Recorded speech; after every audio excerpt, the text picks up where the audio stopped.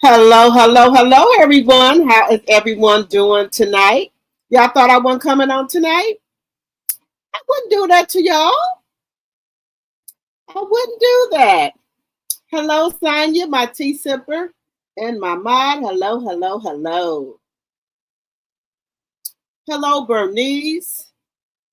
Hello, Jonetta. That Jonetta speaks. I hope that's right. Because that YouTube did change our names. Hello, Care Bear.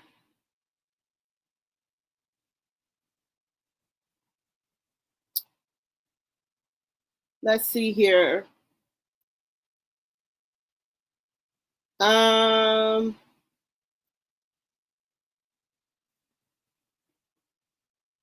I'm trying to Davis 5140.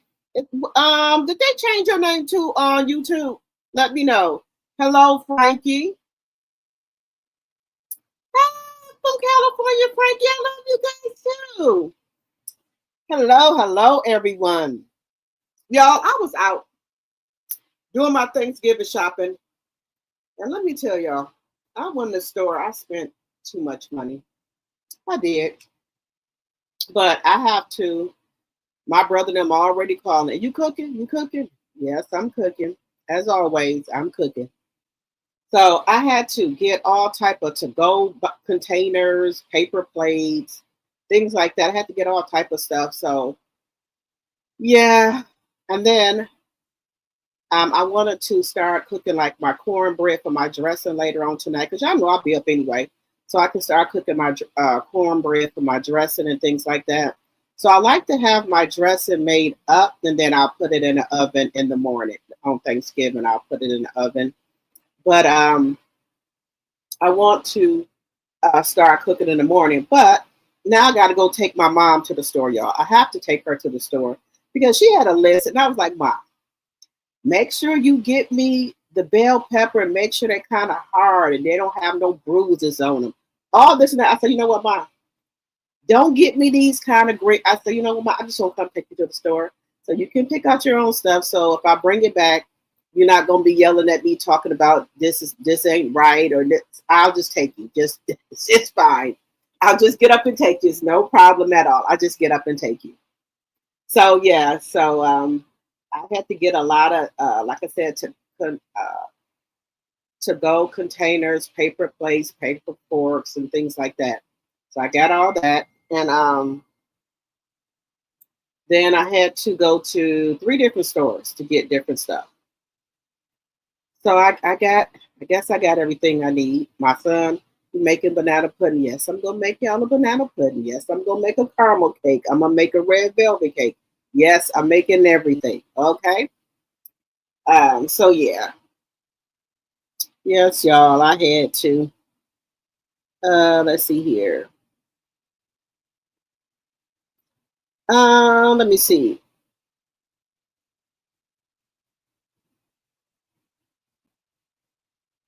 Yes, I'm off tomorrow.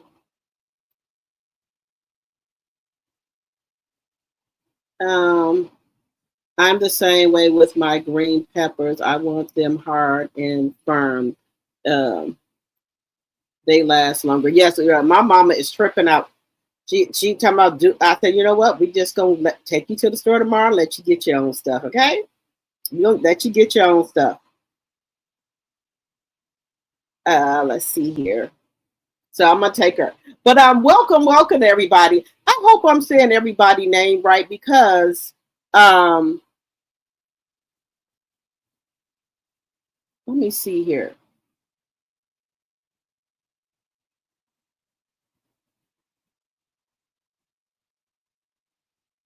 Because YouTube has screwed up the names, guys. And if I mispronounce somebody's name or don't say hi, I'm saying hello. And I thank each and every one of you guys for coming to my live. So I appreciate you. So if I mess up your name or if you're in here and I don't say, I appreciate each and every one of you guys for coming to my live.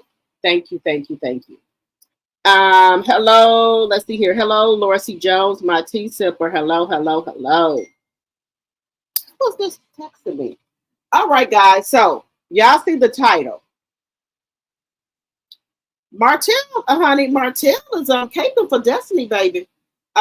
He up here caping for Destiny now. Again, I do not watch Love and Marriage Huntsville, but I do watch the clips. Now, I did show one clip where Will had came in and he wanted to, know the lowdown on Destiny. He said Destiny had one night to prove that she is worthy of him. One night. And at first Martell was laughing, but I think Martell got kind of offended by it, guys. What y'all think? What y'all think? He don't want nobody talking about his side piece? His sister wife? Allegedly and for entertainment purposes only. I think that maybe Destiny and COLESLAW know about each other because COLESLAW don't care, aka the Mutt.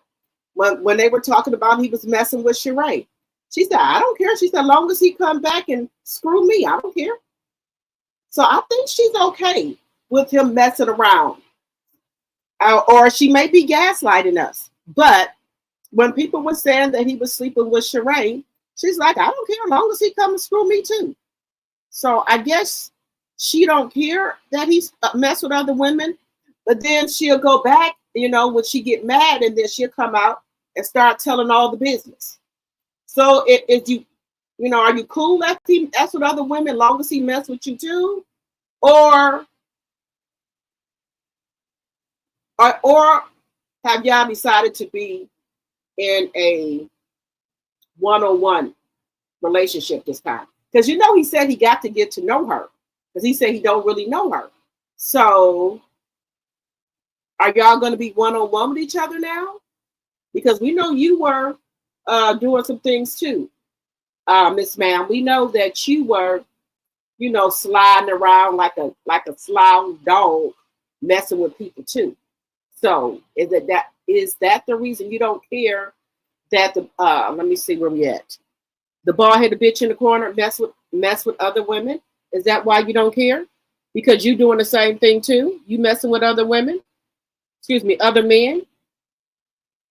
Just asking a question.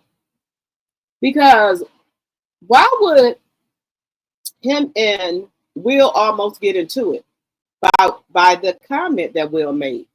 And he didn't say nothing to Moses. Y'all remember when all the guys got together, like they kind of doing somewhere like now, and he was trying to say him and Martell was having a conversation, Martell and Moses, and he's like, "Oh, you're gonna still be messing around with Destiny or whatever?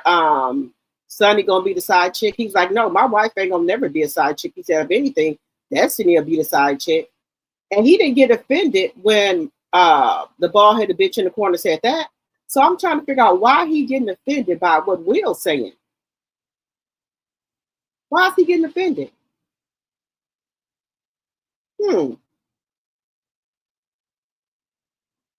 Now, and if they had a fight, guys, who do you think who will win? Will or the bald-headed bitch in the corner?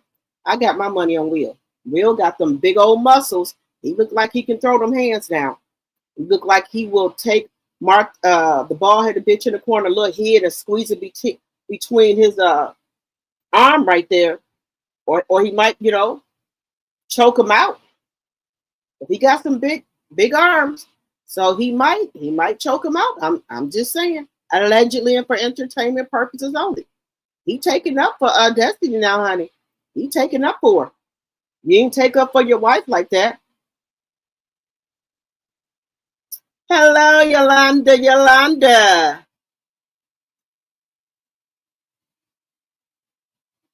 Hello, proud Mimi, my tea sipper. Hello, in my mod. Hello, Thelma, my tea sipper. Hello. Yeah, look, y'all, why is he taking up for Destiny all of a sudden? Have they got more intimate, y'all think? Well, we gonna watch the clip. We gonna see, guys, because like, okay, all right then. All righty. Don't mess with Destiny, because the bald-headed bitch in the corner want to fight. Also, guys, I heard on another channel too, I was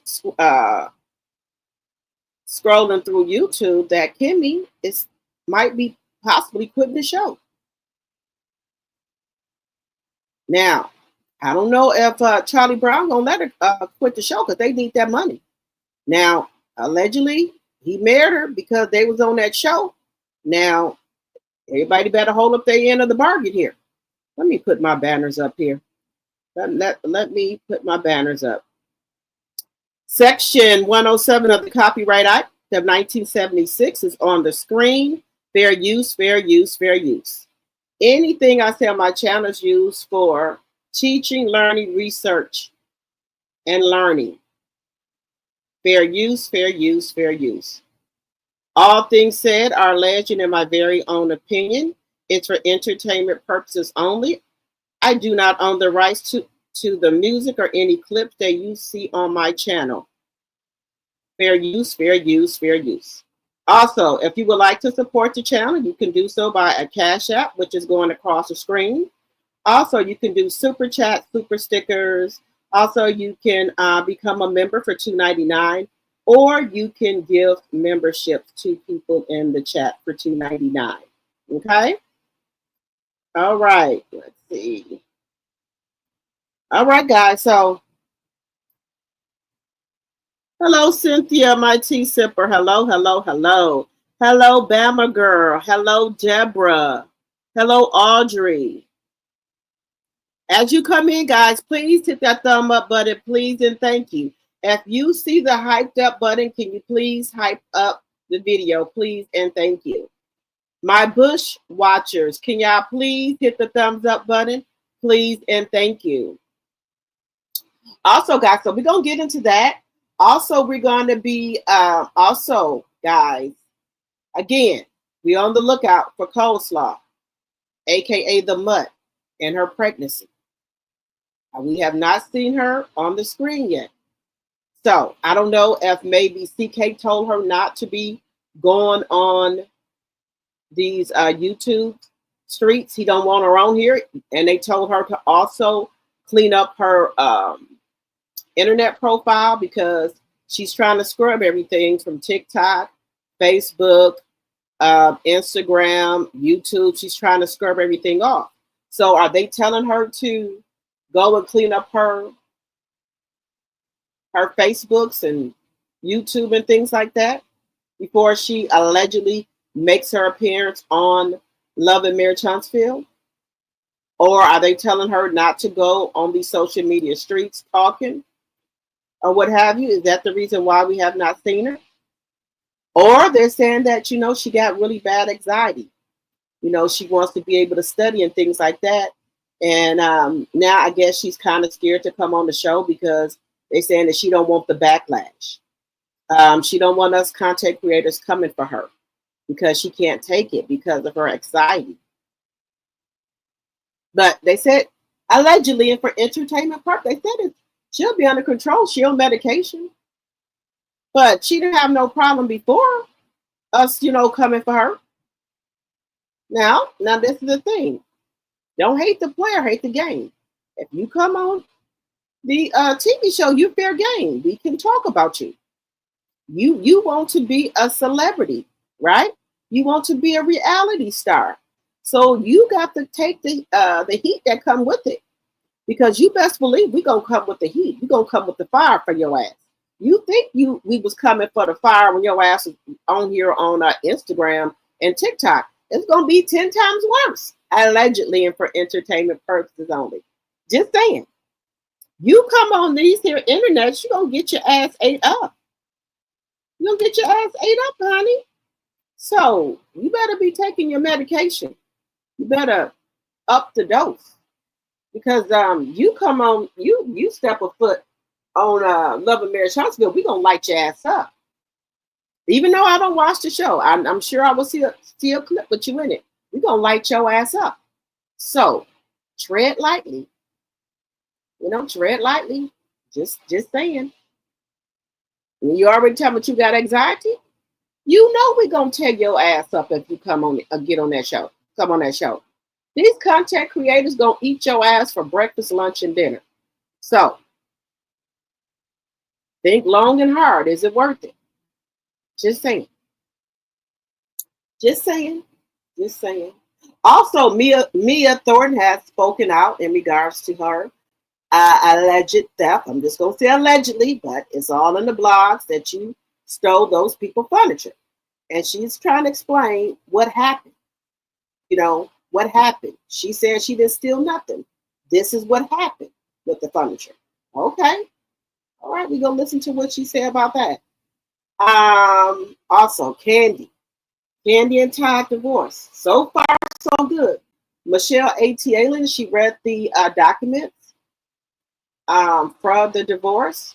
Now, honey, I don't know. They've been separated since July, August, September, October, November. Y'all been separated for 5 months and living separately for 5 months. Oh, wow. Okay.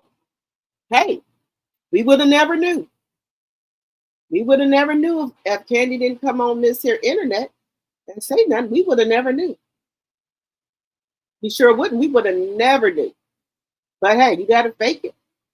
You know, you got to fake it. Whatever you got to do, I guess. But in the divorce, you know,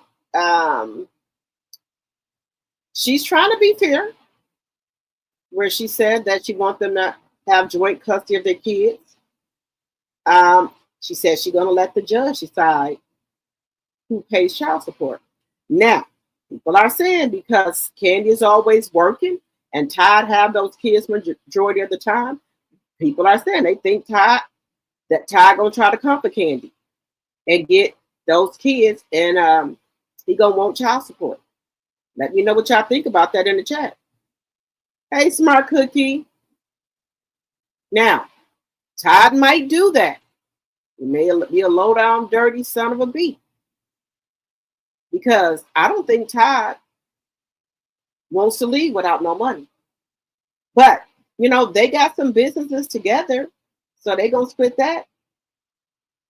And then Kandi wants some other things that she filed in the divorce. We have still yet to hear from Todd. Todd is out here in those Atlanta streets partying it up like he's happy. It's like he been free, like he been let out of jail or something. He don't look sad to me. He out there partying. Just saying.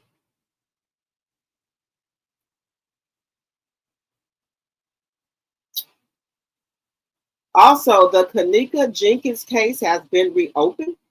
The mom is now coming out here, want to speak and want to tell us what was going on. But before, we was trying to get information from her. Everybody was trying to help her.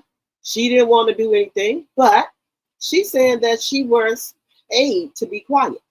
Now, my child was taken out in that way.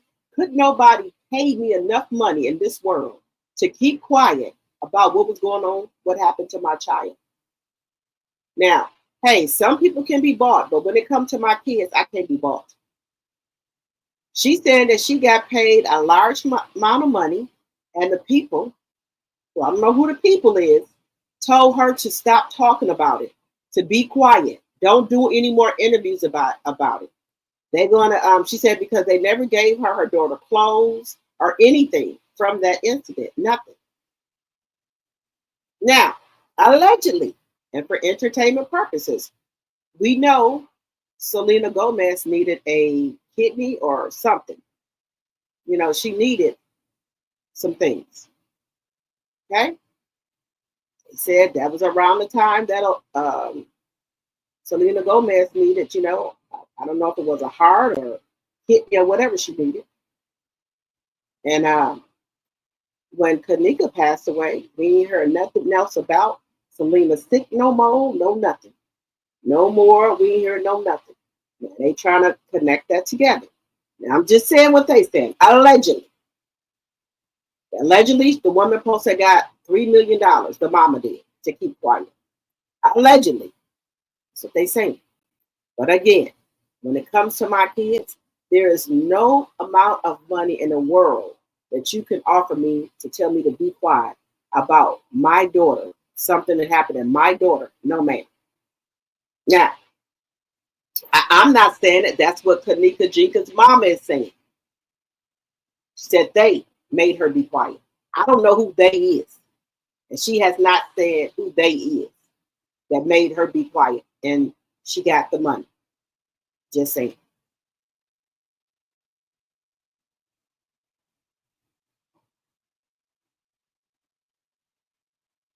Okay. Yeah, I said y'all gonna want some spousal support and child support.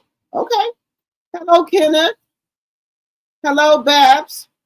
Marvin Chris tried to get Melanie kids. We all saw how that ended.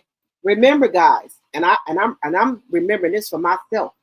I'm taking all things in stride. The same person that you marry is not the same person that you're going to divorce. I believe. Now, let me know in the chat. Do you think Kandi and Ty divorce is going to be smooth sailing, or do you think it's going to get messy?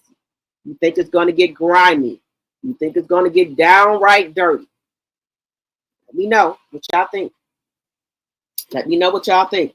But welcome, everyone. Welcome, welcome, welcome. We is, let's see here, pre-Thanksgiving. Pre-Thanksgiving. Welcome, welcome, welcome, everybody. As you come in, please hit that thumbs up button. And also, please follow my other channel, Drop the Tea 2.0. If you have not went over to that channel, it is content on there. Please go and watch and subscribe. The link is in the description box. Also, I can put the link in the chat as well.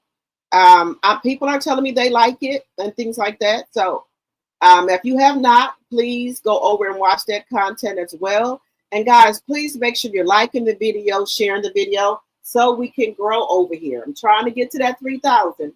I'm trying to get to that 3,000. Also, guys, like I said, I am still giving out cash apps to family that are in need. Also, when I went to Pick and Save today, they had these bags that you could buy and donate to the Hunger Task Force. So I bought 4 of them and donated them. They had like food and stuff and things like that for the Hunger Task Force. So I did that. Anytime I can try to help anybody, donate anything, I do it. Because God has really been good to me and blessed me. So, yes, I picked up 4 of those bags, and you just pay for them when you pay for your groceries with Pick and Save or Kroger, and then you buy them $5 a bag, and then they donate it to the Hunger Task Force. So I thought that was, I thought that was dope right there. You just pick up the bags, you get to the counter, and then you can donate them for Hunger Task Force. So I did that today. I try to, I'm trying to, in my life to try to keep a smile on my face and do something good for people who are less fortunate. So I try my best. Yeah. So and maybe tomorrow I'll go buy maybe 4 more bags and have them give it to the Hunger Task Force. Because you never know, guys. We could be up today and down tomorrow. We might need Hunger Task Force. We might need these food banks with the way things are shaping up in here in the United States of America. Shit, we all might be in the goddamn line. Just saying. If you could give. We don't know what tomorrow holds. We all could be in that line and need some assistance, with food and things like that. So I don't never take anything for granted. And I wake up every morning and pray, and I just take, just roll with the punches. Because any one of us could be, in the food line. We probably one paycheck away from being in the damn food line and need to go to the food bank. Just saying. Just saying.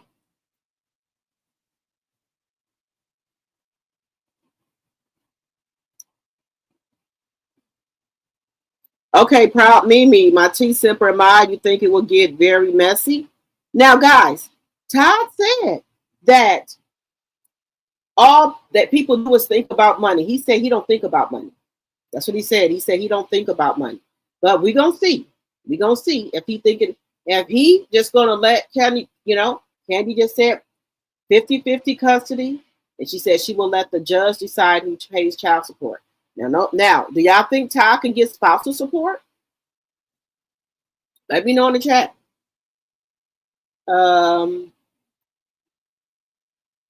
Audrey said, I think it will be messy. I got divorced and saw a totally different man than I married. It took me by surprise, especially since he caused the divorce due to infidelity in a child. I still won. All right. Shout out to you. Shout out to you. You still won? Yes, yes, yes.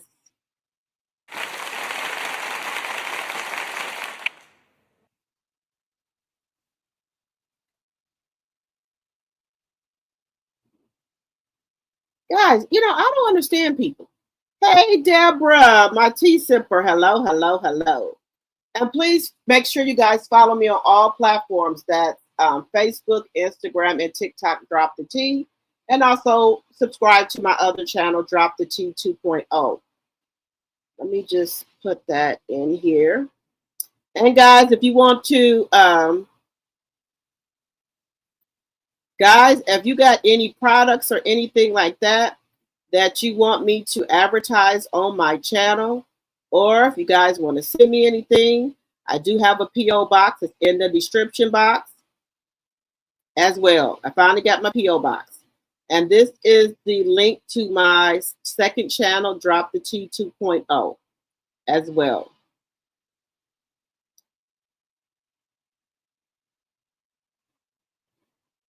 Let me see. Now, my honest opinion, guys, Kandi said anything that they acquired together while they were divorced, they can split that. Any bills, she wants that split. Any of bills that they occurred while they were together, she wants that split too. He pay half, she pay half. Now, I think that's fair. I do. But I'm going to think that, I'm just going to say it, I don't think Tyler's going to go for it because he ain't saying nothing. He has not said anything. Kandi is talking and doing everything. He's not saying nothing. Now, that ain't good. Hello, Night Fever. Destiny was caping hard for the bald-headed bitch in the corner. So he does that. So he does that for him. After all, they are undercover lovers. I think we can all see that by now. Yes, Night Fever. So we're going to get into a little bit of that. Give me 1 second. And guys, now what do y'all think about Kimmy supposedly quitting the show? What do y'all think about that? That Kimmy supposedly is going to be quitting the show, guys. What do y'all think about Kimmy quitting the show? Is there a reason why she's quitting the show? Now, allegedly, and for entertainment purposes. Just saying. Y'all think it has something to do with her and Nell almost getting into a little scuffle here? What do y'all think?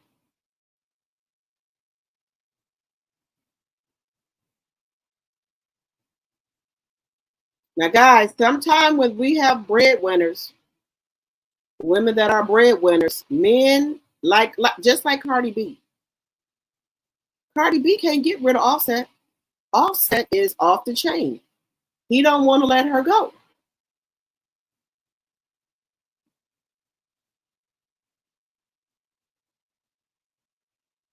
I don't know what it is, guys, but he don't want to let her go.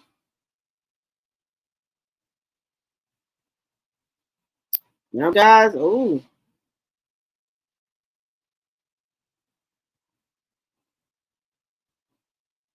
They saying allegedly this is Kandi and Ty's living girlfriend that has now turned into Kandi's girlfriend. Allegedly. I'm not saying it. This is what the people are saying. This is what the people are saying. Now, this is a nice looking lady. No homo. Now, we're going to get into this, guys, with, yeah, I know the lady they've been saying that's been running around here with Kandi and Ty. Just saying.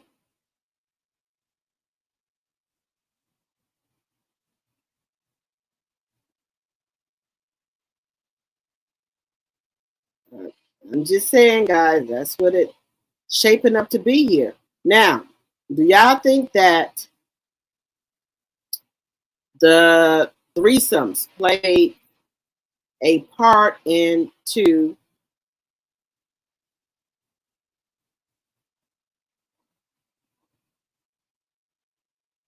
do y'all think that the threesome played a part in this?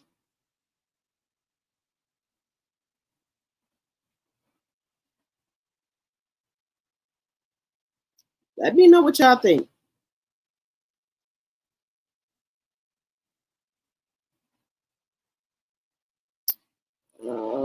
Let me see. What do y'all think? Y'all think the threesome played a part?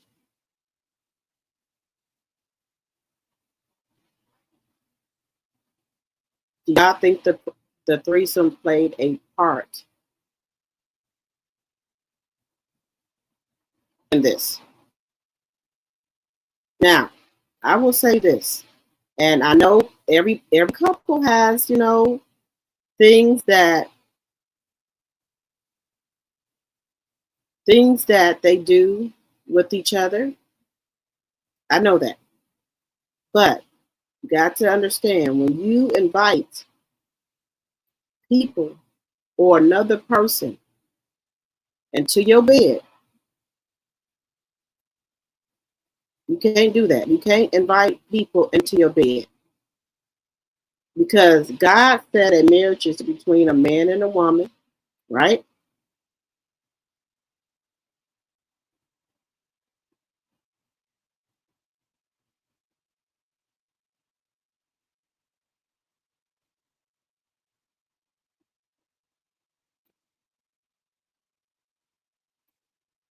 And not expect nothing to happen. This is what Tiana Taylor did, and where we at now?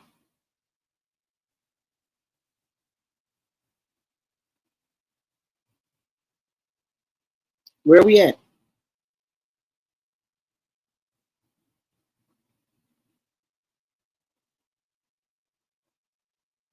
Where we at now?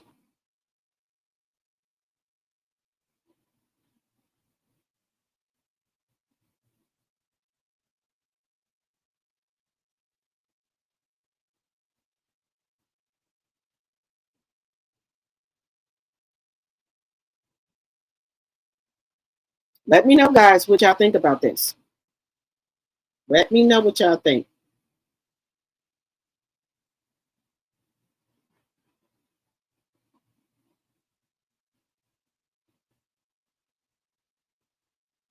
Let me know what y'all think about this.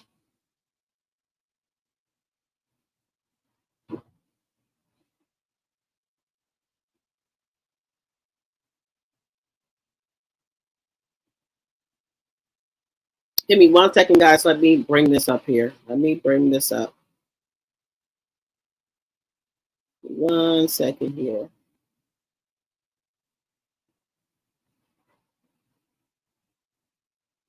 Now, guys, it's been said that Jay-Z and Free from 106 and Park had a secret child. Allegedly. Allegedly.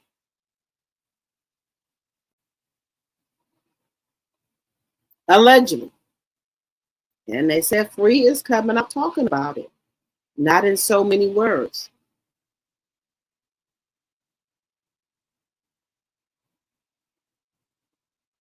Not in so many words, but they're saying that they got a secret baby.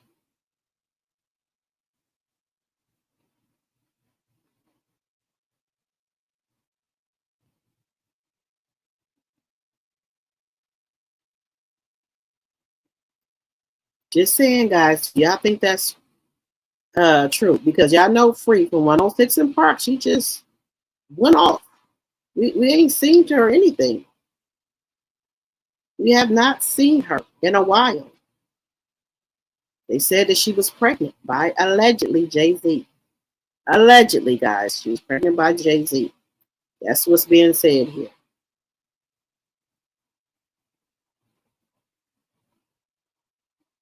What do y'all think?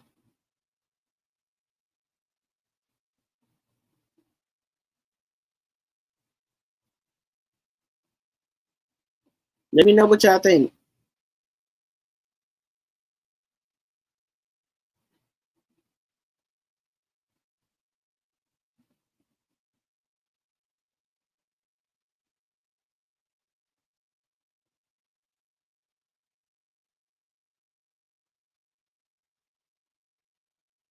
Let me see what y'all are saying. Let me see what y'all are saying. Okay. All right, guys.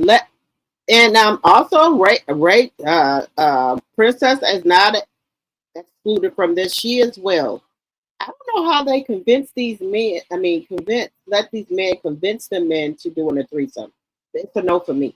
If I'm not enough for you, but we need to go on a divorce because there ain't nobody else getting this bed, honey. Well, not with me in it, anyway. Now, guys, I'm just looking at this thing right here. R. Kelly versus everybody, Saturday, December the 6th. How is that going to happen? Ain't R. Kelly still in jail?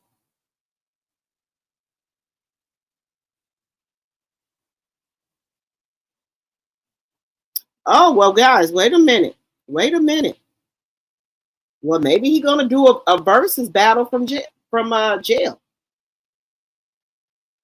They said R. Kelly versus everybody, Saturday, December the 6th. Guys, is he going to do a versus battle from jail? I'm just asking. I'm just asking.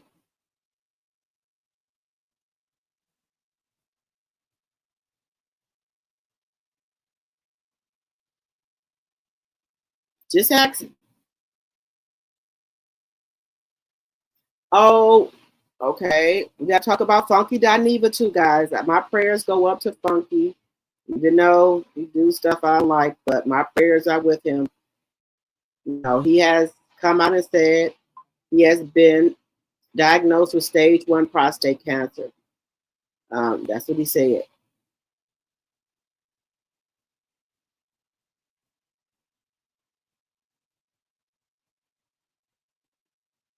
So let's get into this, guys. Let's get into it. Let's get into it. Which one should we go with first here? Let's do, give me 1 second here. Let's get into,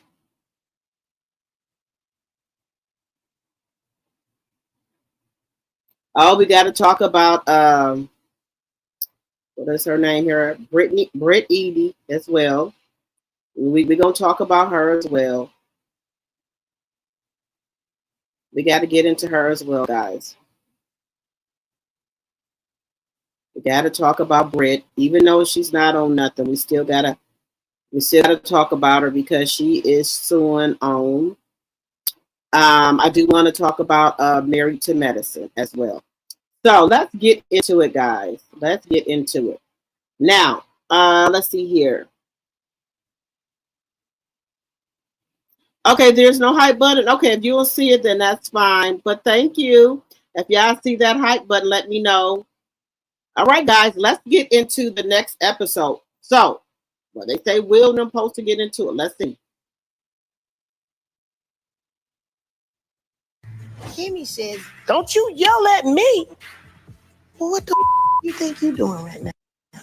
She made the comment, if you yell at her again, she gonna dunk you in that pool. That mother in that pool before me. When Kenny comes into the picture and the kids are saying there's a breath of fresh air, let me gravitate towards the fresh air. You're saying, wait a minute, whoa, what about me?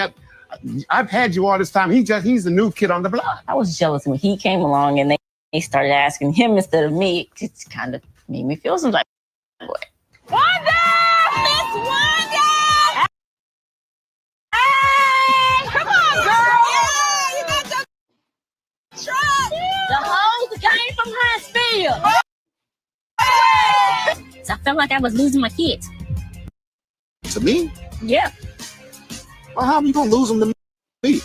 Y'all just pushing me to the side. What do you feel about it? About what? About this. About this went to this live out here about Marceau and Maurice. Oh, Lord. Just want to know what really was going on. We don't care. Oh, Next on Love and Marriage Huntsville. Kimmy says, don't you yell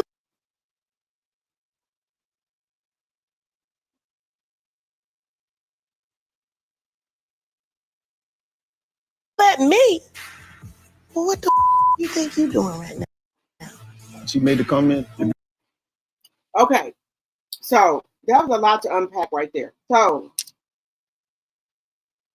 when when Wanda is trying to talk to Letitia and Kimmy about the rumors and things going around, you hear what Letitia said? I don't want to hear it. So that lets you know right then and there. They don't want to know if their husbands cheated. They don't want to know. Did you hear what Letitia said? I don't want to know. That's what she said. Her and Kimmy. They don't want to know.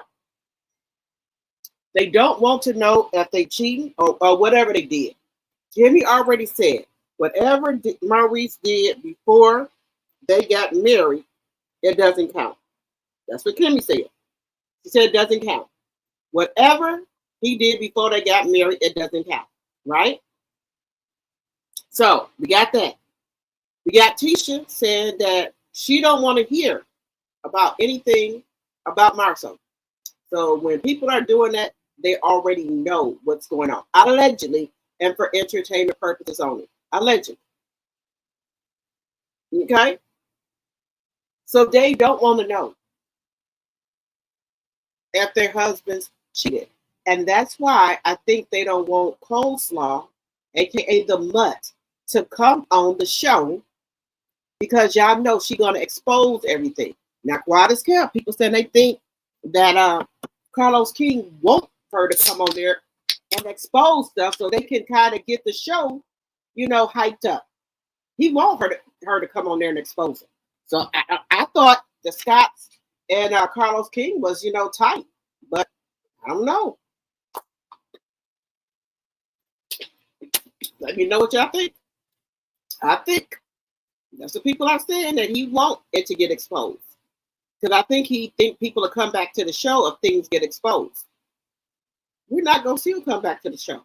Because whatever she's going to expose, we already know it. We already know. We already know it. Now, the word on the curve is that Chris has also been out here in these streets doing some shit too. Chris as well has been out here on these streets. Chris been out there allegedly and for entertainment purposes only out there in those Texas streets. They say he got a little pretty brown round out there. They say allegedly and for entertainment purposes only. So why y'all see every time the bald-headed bitch in the corner get into it with Martell, Charlie Brown and Chris Fletcher don't say shit? Because y'all know why? Because he don't want the bald-headed bitch in the corner telling his shit. Chris don't want his shit to come out, and neither does Charlie Brown. That's why they don't say nothing. Because they know that the bald-headed bitch in the corner will go guns a-blazing and tell everybody shit. Just saying. He'll tell everything. So they don't want the smoke with him. So they just let him and Marceau go ahead on and argue because they don't want the smoke. Just saying. But look at Chris. You yell at her again, she gonna dunk you in that pool. That mother in that pool before me. And I believe Then Kenny comes into the picture, and the kids are saying there's a breath. now, this right here makes no sense to me, guys, with Trish. She said her kids were gravitating more towards Ken than her, and she feel left out. What the? Come on now. They don't really even know this man, and I think this is a storyline. We know damn well those kids was not gravitating towards Ken. That's something that you made up or is all in your head. That's just my personal opinion. Allegedly. You got some other shit that's going on that I don't think you're telling this man. It's my personal opinion. For fresh air, let me gravitate towards the fresh air. You're saying, wait a minute, whoa, what about me? I've had you all this time. He's the new kid on the block. I was jealous when he came along and they started asking him instead of me. It's kind of. Well, maybe they was asking him stuff because they didn't want to ask you because you go off like you do now. So that's maybe why they were not asking you nothing. Have you ever thought about that? Just asking. Made me feel some type of way. Wanda! Miss Wanda! Hey! Come on, girl! Yeah, you got your truck! Now, we know that there was not a lot of people out there because we know somebody already dropped this clip, and I know they try to put it like there's a lot of people out there, and we know that's not true. Oh, the guy from Huntsville. So I felt like I was losing my kids. To me? Yeah. Well, how are you gonna lose them to me? Y'all just pushing me to the side. What do you feel about it? About what? About this? About this? Went to this live out here about Marceau and Maurice. Oh Lord. Just want to know what really was going on. We don't care.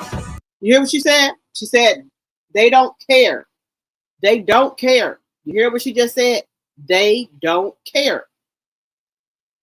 Because they know, allegedly and for entertainment purposes only.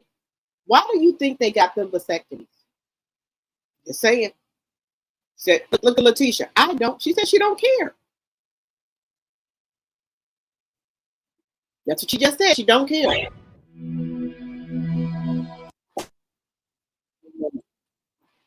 All right. So what do y'all think? She said they don't care.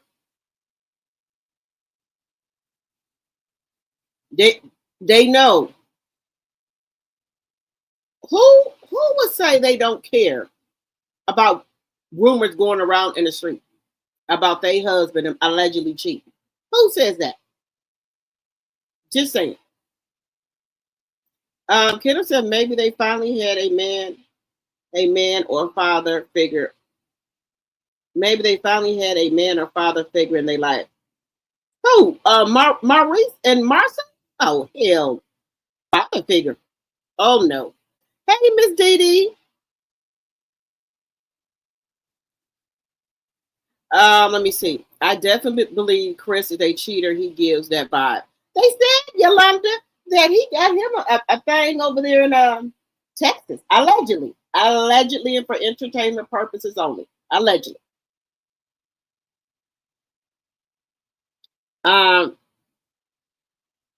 Yes, Yolanda. I'm opening the cup water. Y'all know it.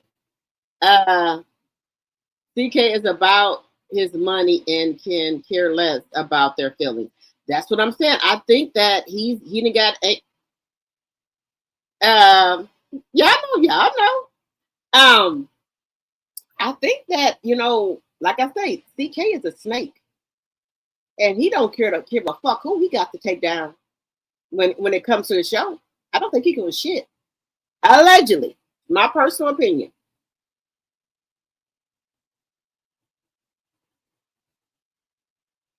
I hear him saying the 304 is here from Huntsville. Yes, I heard of Yolanda. They know Coleslaw will definitely expose them. Yes. Tisha, she said she don't care. You said Roach Coach Food Wagon. Stage one is a good call. Good. Wait a minute. Stage one is good because you can be proactive and have the minor surgery, then monitor. Yes. Funky Dineva came out. He said he has stage 1 prostate, and he said that they caught it early.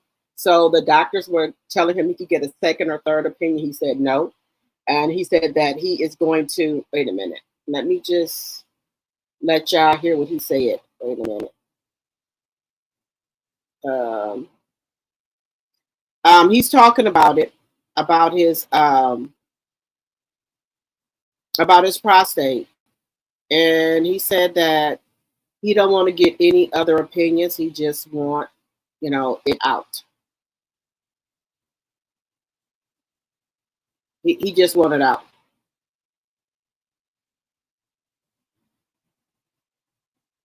So he just wants it out, guys. He's not going to go get any more opinions.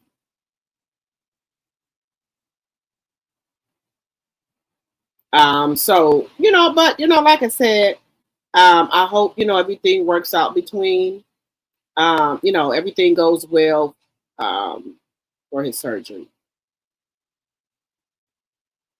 I hope all goes well. But I'm glad that he caught it in time.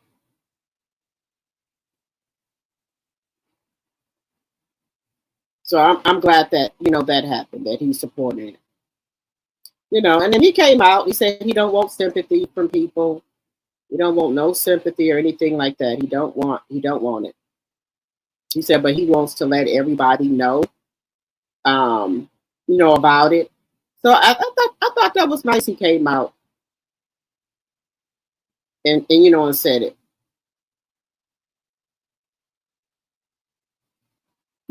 He's letting everybody know about it. So I thought that was nice.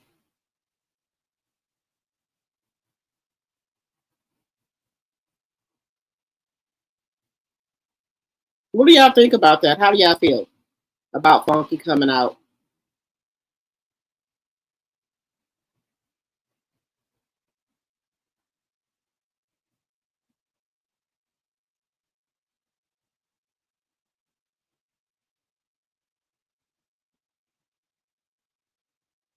Let me know what y'all think about that. I think that was nice that he came out and told everybody what was going on with him. I do. I think that was a good idea for him to come out instead of it getting all, it getting out. So you just, you come up with your own tea instead of it, getting out. Just come up with your own shit and tell it.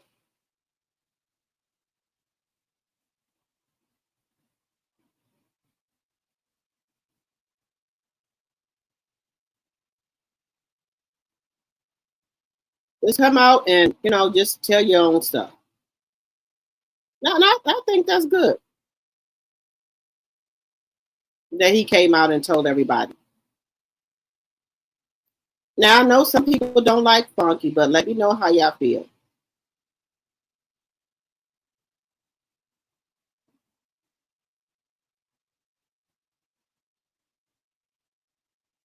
Let me what y'all think about it.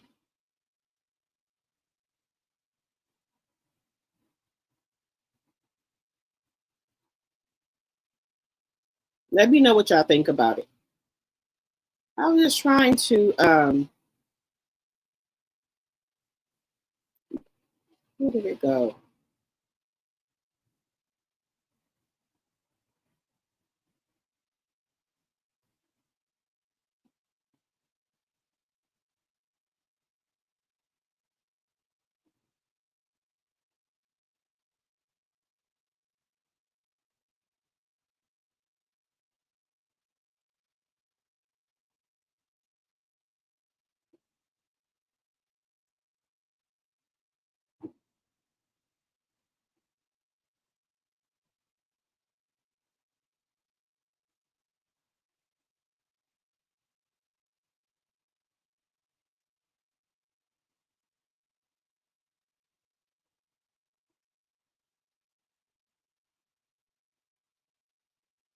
What do y'all feel about that?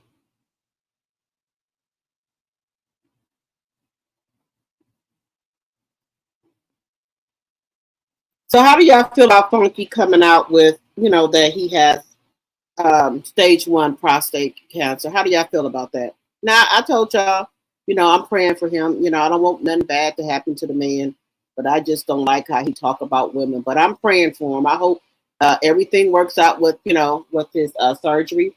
He said that he will be getting operated on by robots. They're gonna do the surgery, and then after that, he will have some type of They do the surgery, and I think you're gonna have some type of what do you call it? What do they call it? They do the surgery, and then he's gonna have something else done as well. Let me know what y'all think about that. Let me know what y'all think. Let me see what y'all saying in this chat here. Let me see what y'all saying.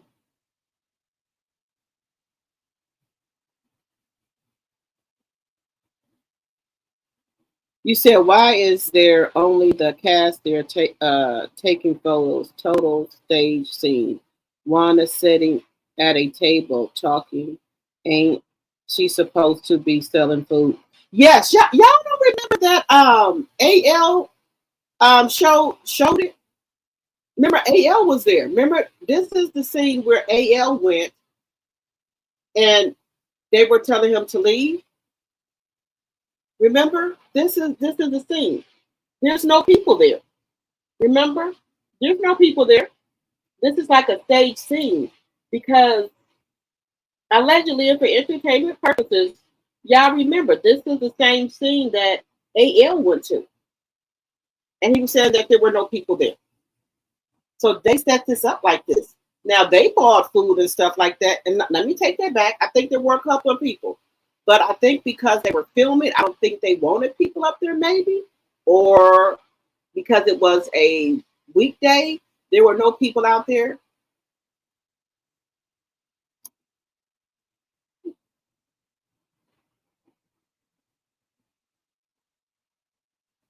Trish kids gravitating towards Ken.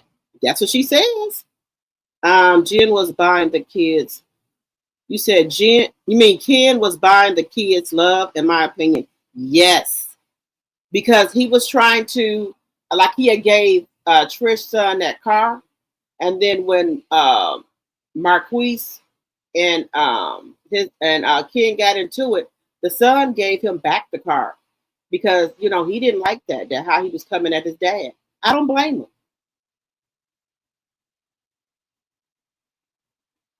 Yolanda, you said you was sipping on pineapple margarita. Okay.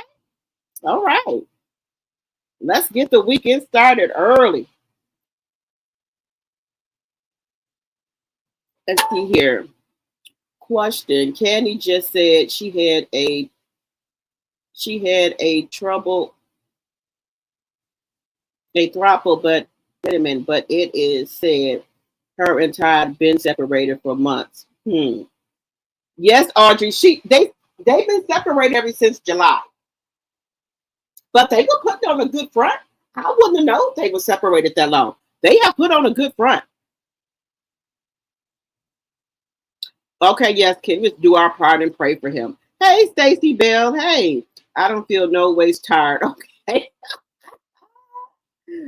Audrey said prayers up for Funky Dineva. Okay. Maybe it was just for the cast. Okay. He will probably have some kind of chemo treatment post-surgery. Yeah, but he said he don't want to get a second or third opinion. He just said he wants them to get it out of him. He said he just want it out. He said he just want it out.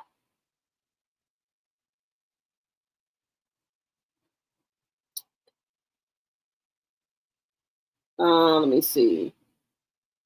Hey, as you guys come in, please hit that thumb up button, please, and thank you. Now, he didn't have to come out and tell us, but I think it was good that he came out and told us because you know how people are finding out stuff and they will come out here and say it how they want to say it. So it's good that he came out here on his own and said it how he wanted to say it versus other people finding out. You know, so I'm glad he did do it that way. You know, because other people find out and, you know, they'll come out here and turn it around. You know how they want it, you know. So they'll turn it around.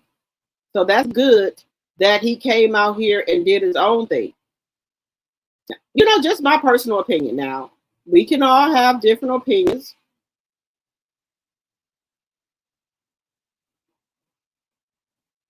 We can also have, you know, different opinions about things. But like I said, I'm just glad he came out here and told, you know, and told it himself, because if other people would have found out, then they would have came out and said it how they, you know, wanted to say it. Just my personal opinion. I think you should always come out here and say it and say how you know, and say it.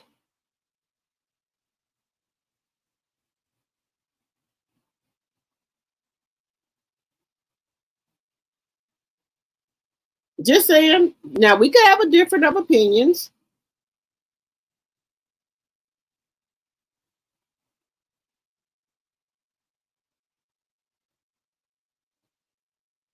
Let me know how y'all feel about it. What do y'all think? Do y'all think it was a good thing that he came out here himself and said everything?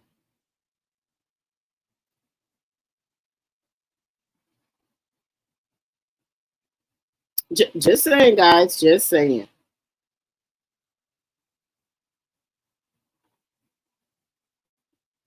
Let me know how y'all feel about that.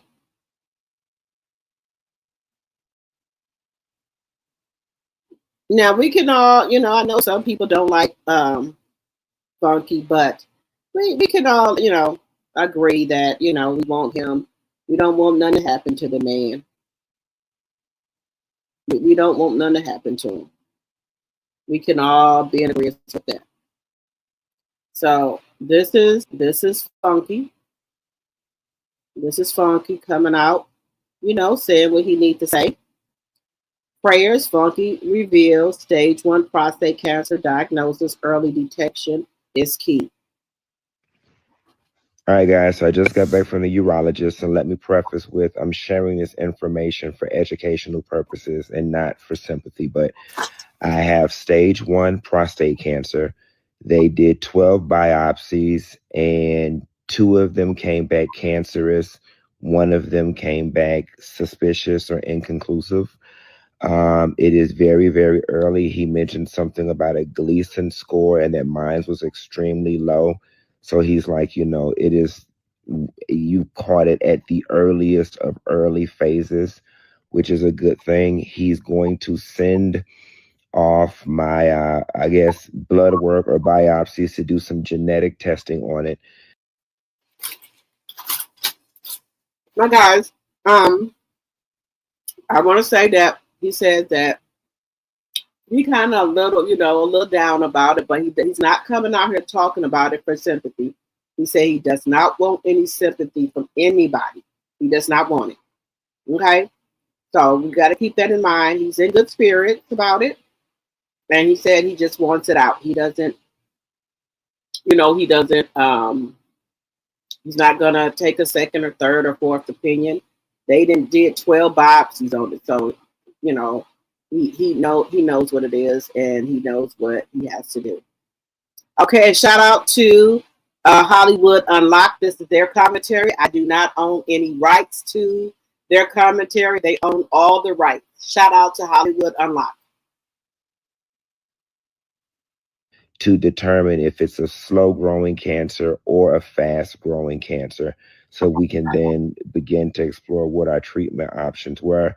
I fast-forwarded, asked him what are my treatment options. He said radiation. All right, guys, so I just got back from the urologist, experimental drugs, and surgery by robot. And I just went ahead and told him, I don't need to wait for anything to come back. Let's just go ahead and remove it, do a surgery by robot. And I have an appointment on December 8th with the robot doctor to set up. Funky, we're going to be praying for you December 8th. We're going to all pray for you December 8th. I'm going to mark that down on my calendar to pray for Funky Dineva on December 8th. Again, guys, I don't like some of the stuff he's saying, but he is one of our Black brothers. We need to pray for him. I'm going to pray for him. I'm not saying that y'all have to, but I am, that he's going to get through this and everything going to be okay for him. Okay? December the 8th, sending up prayers to the Most High that he brings Funky Dineva through the surgery. Through this surgery. In Jesus' name we pray. Amen. I'm going to pray agreeing for you, Funky, on December the 8th. Surgery to get it removed. I don't think, I mean, granted, they gave me a book to read or whatever, and I'll, read over it tonight and across the week. But right now, with very little education, I my gut just tells me cut it out. I want it cut out. I don't want to go through radiation and all of these other things. So, and this is for education and research and teaching purposes. This is for educational purposes, research, learning. Fair use, fair use, fair use. Copyright Act of 1976 is on the screen. that's what's going on with me, guys. Don't cry for me, Argentina. Yes, I'm a little down about it, but I'm about to take a nap, and I'll be fine. Experimental drugs and surgery by robot. And I just went ahead and told them, I don't need to wait for anything to come back. Let's just go ahead and remove it, do a surgery by robot. And I have an appointment on December 8th with the robot doctor to set up surgery to get it removed. I don't think, I mean, granted, they gave me a book to read or whatever, and I'll, read over it tonight and across the week. But right now, with very little education, I my gut just tells me cut it out. I want it cut out. I don't want to go through radiation and all of these other things. So that's what's going on with me, guys. Don't cry for me, Argentina. Yes, I'm a little down about it, but I'm about to take a nap, and I'll be fine. Experiment.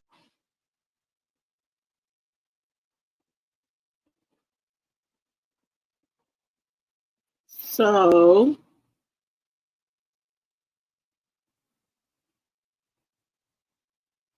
okay, so I guess he's supposed to do a show, him and K. Michelle. So he says, after receiving a prostate cancer diagnosis today, I don't have it in me to set up in y'all face and cackle about a bunch of shit that doesn't really matter in the grand scheme of life. I'm in my room in the dark under the covers. I'm depressed, but I'm also fine. I'm giving myself permission to go through the process. For right now, laying quiet in the dark is where I need to be. Thanks for understanding. Sending love. People said sending love, Q, things like that. So he said he's depressed about it. He had show canceled. I guess it was supposed to be Funky Dineva live and K. Michelle. I can't see the date because I don't have my Coke bottle glasses on or my my readers on, but I need to find those. Okay, wait. So I guess him and K. Michelle is supposed to have a show, and he doesn't want to do it right now, and that's understandable. That's understandable. That's understandable, guys. That he does not want to do it. That's understandable. Let me know how y'all feel about this. So y'all heard it for yourself from Funky about what's going on with him. How do y'all feel about it? So, we may have our differences with Funky.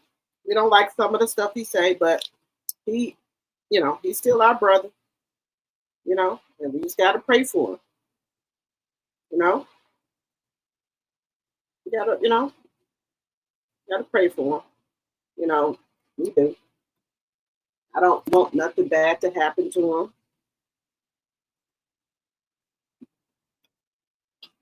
him. Okay. 92 watches, 74 likes. Can we get the likes up, guys? It's 87 people in here. Can we get those likes up? Please and thank you. Let me see here. As you come in, please hit that like button. Hello, Kim. Hello, Night Owls. Up cooking. Just dropped in and show support. Thank you. If Mel and Marquise was still on the show, none of this other BS would with Trish would have dropped. Nope, sure wouldn't. It's a outpatient surgery. My dad had it. There is no chemo in stage 1. Okay. All right, Audrey. Hey, CC. Let me see. So I think if you catch it early, they don't have to do the chemo. I think I'm not too sure. Let me know. Proud Mimi said cancer is a horrible diagnosis for anybody. Prayers, yes, so true. I have lost loved ones close to me recently. I'm sorry to hear that, Kenneth. My prayers to you and your family. Do you think this will humble Funky? I think so. I think it should, but I can't call it because he said he's depressed. He's under the covers by himself in the dark. Now, I thought he had a boo. That's what he said. And I'm not trying to be funny, guys. I thought he had a boo. Now, didn't he say he had a boo? I'm just asking because I know I got menopause brain, but he said that if I'm not mistaken, that man had him feeling some type of way. So where is he? Just acting, not trying to be shady, just acting. That's what he said.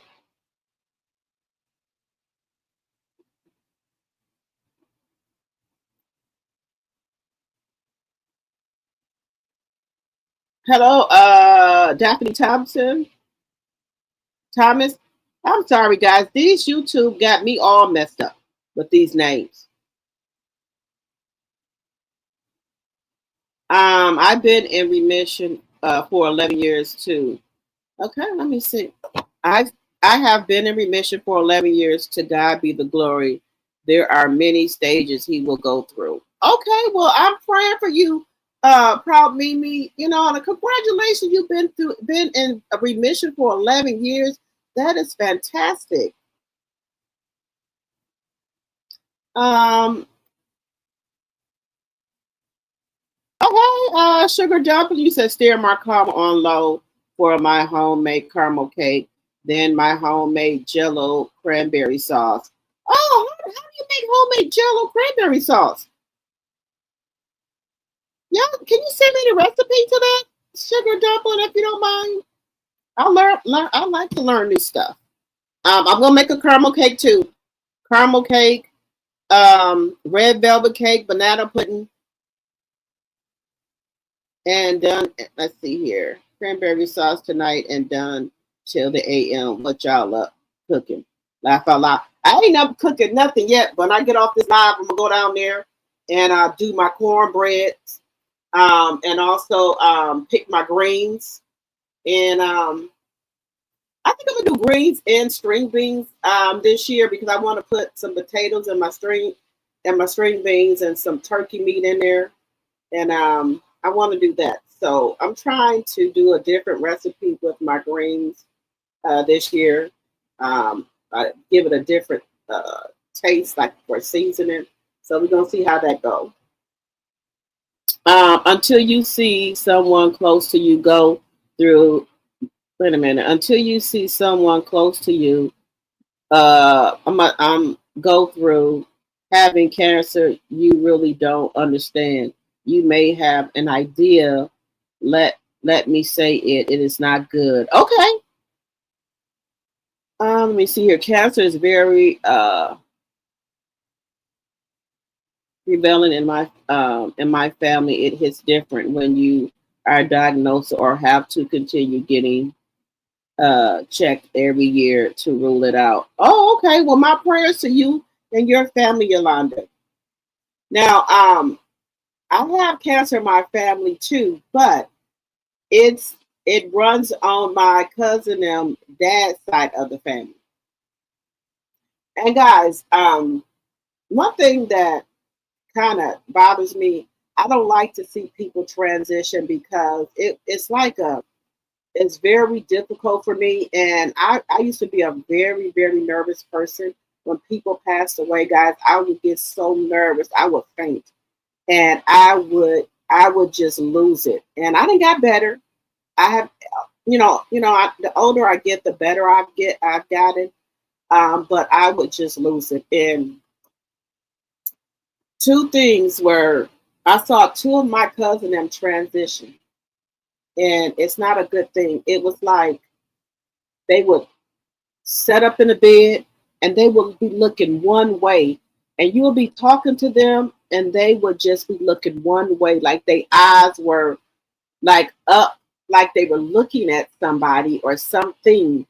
And I would be just talking to them, and then they'll pop up in the bed, they'll pop back down, and then they would just be looking one way. You could be talking to them and everything. Now, you know, my mother and them, they from down south. Oh, our family members are here to get them.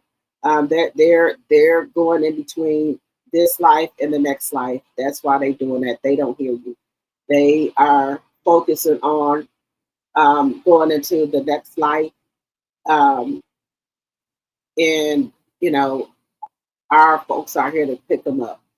And I don't like to see that, but sometimes I can't, you know, I guess you can't prevent it. You know, if that's something you have to go through.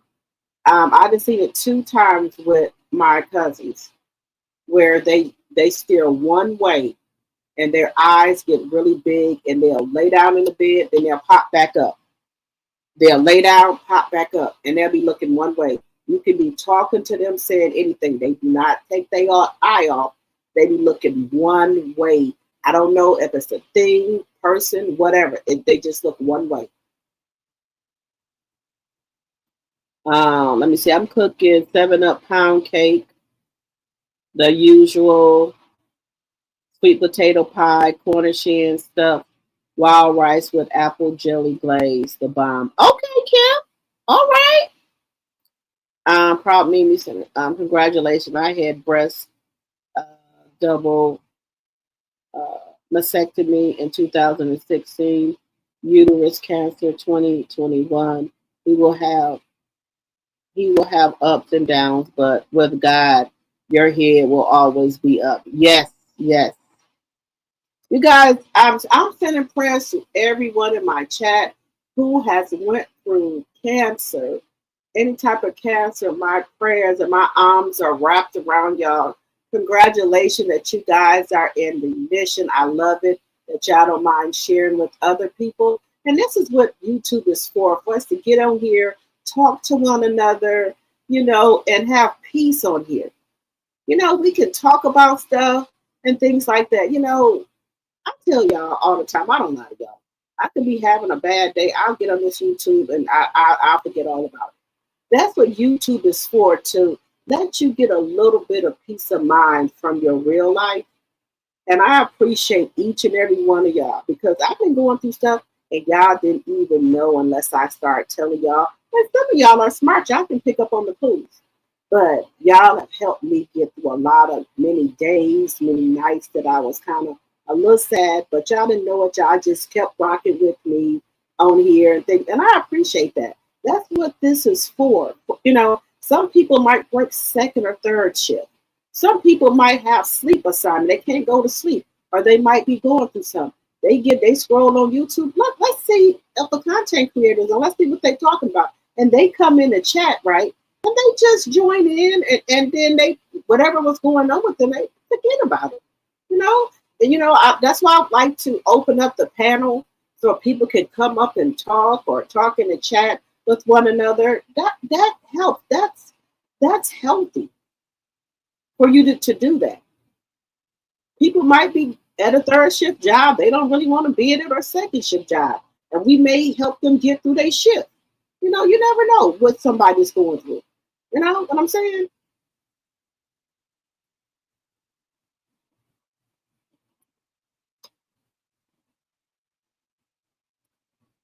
Let me see.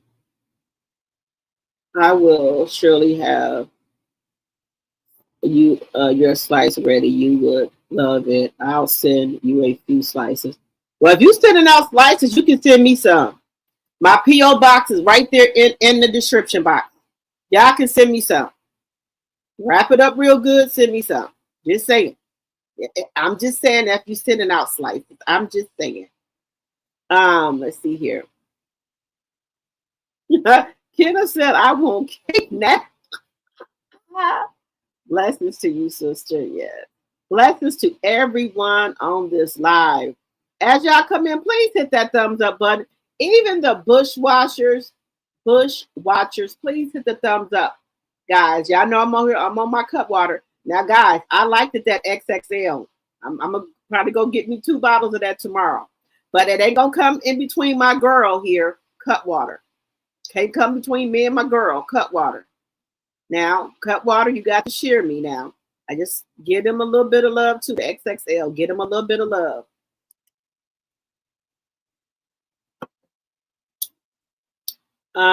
Bernice said, yes, I have kidney cancer 2018. God be the glory. God be the glory that you went and got through that. Thank you, Jesus. Hello, Spectations, my tea sipper. I appreciate all of my tea sippers for supporting my channel. Thank you, thank you, thank you. I appreciate all my tea drops for supporting my channel. Thank you, thank you, thank you, thank you. And, you know, that helps out a lot, you know, when people support your channel. That really, and that helps with like your revenue and things like that. And that, you know, it kind of gives you like that push, because sometimes people like, is it YouTube really worth it? And then when you got people that support you, that really makes you get on here and go harder and harder, you know, for your channel and come in and try to give y'all new content and things like that. And like I say, we here for people that have, you know, 3rd shift jobs, 2nd shift jobs. People got sleep assignment, or people could be going through some shit in their life. And they just get on here on YouTube and, you know, laugh and talk to other people and hear other people's thoughts and things like that. And they, you know, what they think. And that helps a lot of people get through stuff. I know it helps me. It do. It does. Let me see what y'all are saying. Drop the tea. Let me see. I had a robot remove my left kidney and was out for 6 weeks. The healing process was faster. Oh, wow. Okay. So the robots do a better job than the doctors, guys? Just asking. I don't know. You know, if I don't ask things, I don't know. So I hope no one gets offended by me asking questions. I do that all the time. I love to ask questions. I like to learn stuff and know stuff. We appreciate you as well, Dr. T. Yesterday was a heavy day for me, but you made me laugh, and I prayed about it as well, because I'm the type of person, if my friends is going through, I hurt. Thank you again. Thank you. Thank you. Thank y'all be helping me. Y'all don't know that, y'all. Shit, I get on here and I stay on here all night just talking to y'all like we some, you know, old friends or something. You know, and that's how I like my channel to be, where we can talk, and this is a safe space to talk. We don't all have to agree with everything, but we just respect one another. And that's good. We can talk, we can agree to disagree, you know? And that's okay. Because I might not look at things the same way you look at it. And it's good to have different opinions. And I could say, oh, well, I didn't think of it that way. You know what I'm saying? Unlike some other chats where they are sparring with each other, here, loving, respectful, engage with each other. Even when we may have a different opinion, we do not let anyone disrespect, drop the T period. Yes. Yeah, that's what I like, guys. You know, we can all agree to disagree. We're different people. And people are not going to have the same opinion as me.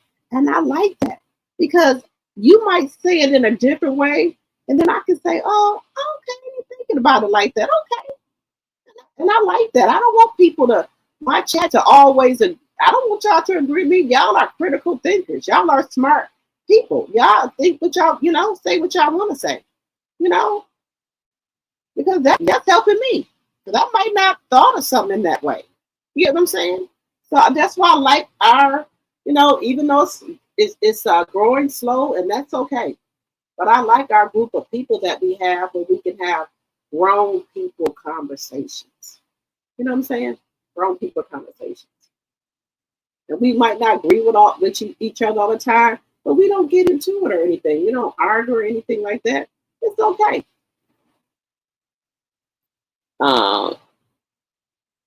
Most surgeons these days are done robot procedures. Doctors just hit the computer to tell the robot what to do. Oh wow. Well, I guess it's, now guys, I'm just gonna say this. Is it safe? Because we are, we are, even though that's a robot, they can make mistakes too. We as humans can make mistakes. We're not perfect. And right now, guys, I'm just on a journey here. And I'm just right now, may the cards fall where they lay. That's what type of time I'm on right now. Whatever happened, I just say this is what God has for me. I can't. And guys, I tell people like I can't keep going against God because, and this is my own little thing in my head. I think God is like fiddle with me. Like, you keep coming and asking me about your marriage, and I told you, you keep not listening. And I think I'm blocking a lot of my blessings, guys. I do. I feel that I'm blocking a lot of blessings, a lot of things that God has in store for me. Because God just lets me know that you weren't put here for people to treat you like no damn doormat. You was put here for a person to love you, cherish you, adore you. You were not put here for people to run all over you and treat you like you ain't shit. Because you're too good of a person. And I feel that strongly in my heart. That God is saying, turn it loose. Turn it loose.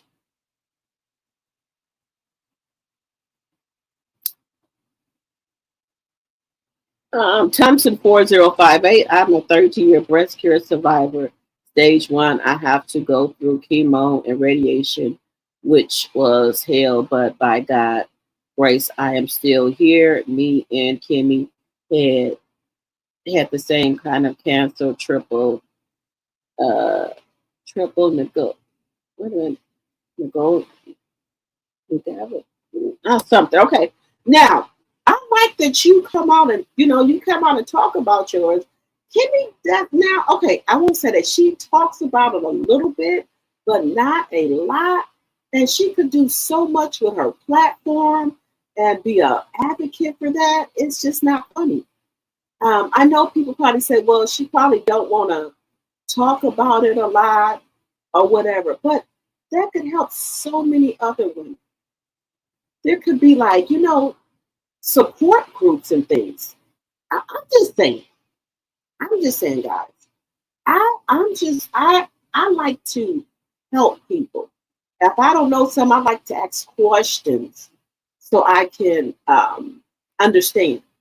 And if I still don't understand, I might ask you another question so I can understand. And I know people probably don't like that, but that's just how things are. You don't want to not ask anything and not understand, and you're afraid of looking stupid or whatever. If I don't know something, yes, I might ask Max about it 2 or 3 times. And if you think I'm being stupid, that's on you. I like I said, baby, this year has been a teacher for me.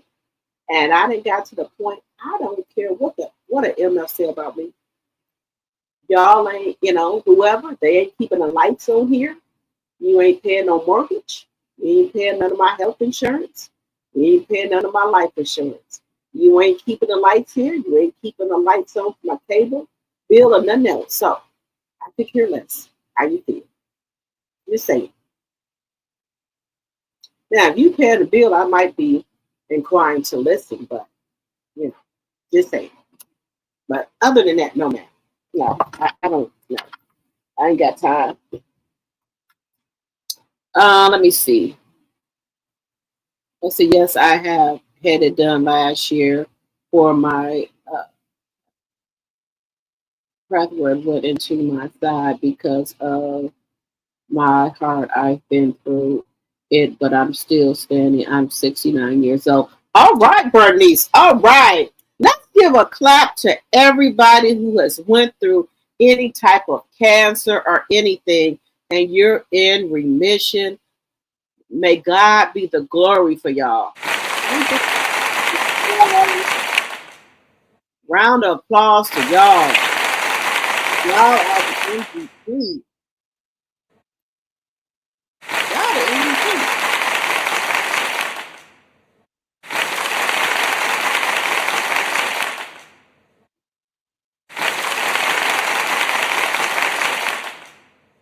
Yes, y'all are the MVP. It is not the quantity, but the quality that counts. In my opinion, quality will bring, quantity will come in abundance. Yes, and let God be the glory, baby. Because like I said, that people be going through stuff, and people go through a lot of stuff, guys. They go through stuff. And I'm glad that we can share with each other over here about stuff that we are going through, and you feel okay. And we okay with that. I'm glad that we can do that, guys. Share with each other, and we can give each other encouragement, and applause, and let we root for you. I love that about my channel. We root for each other. That's what it's all about.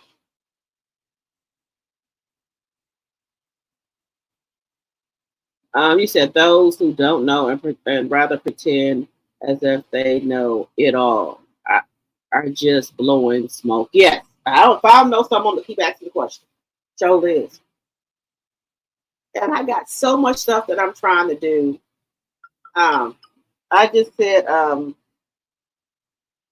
all the Thanksgiving food that I don't eat, I'm gonna give it to. I'm gonna walk around and give it to like the homeless people or what have you. And I've been trying to give, like I said, as much as I can. Like I said, that was something different at Kroger's or Pick and Save, where they had bags that you could donate to the Hunger Task Force. And when I seen that, and I said, I started putting them in my bag, and I was like, how do I go about doing this? He said, well, you just pay $5 per bag, and then we'll donate it for you. I said, okay, sounds like a go to me. Let's do it. And I have to be a little bit more in tune with my daughter, because she said, Mama, you always helping somebody. She said, these people wouldn't help you. I said, you don't know that. I said, you don't know that. She said, every time you see people, you always helping everybody. Why are you like that? I said, it's just my heart, honey. Baby, that's just my heart.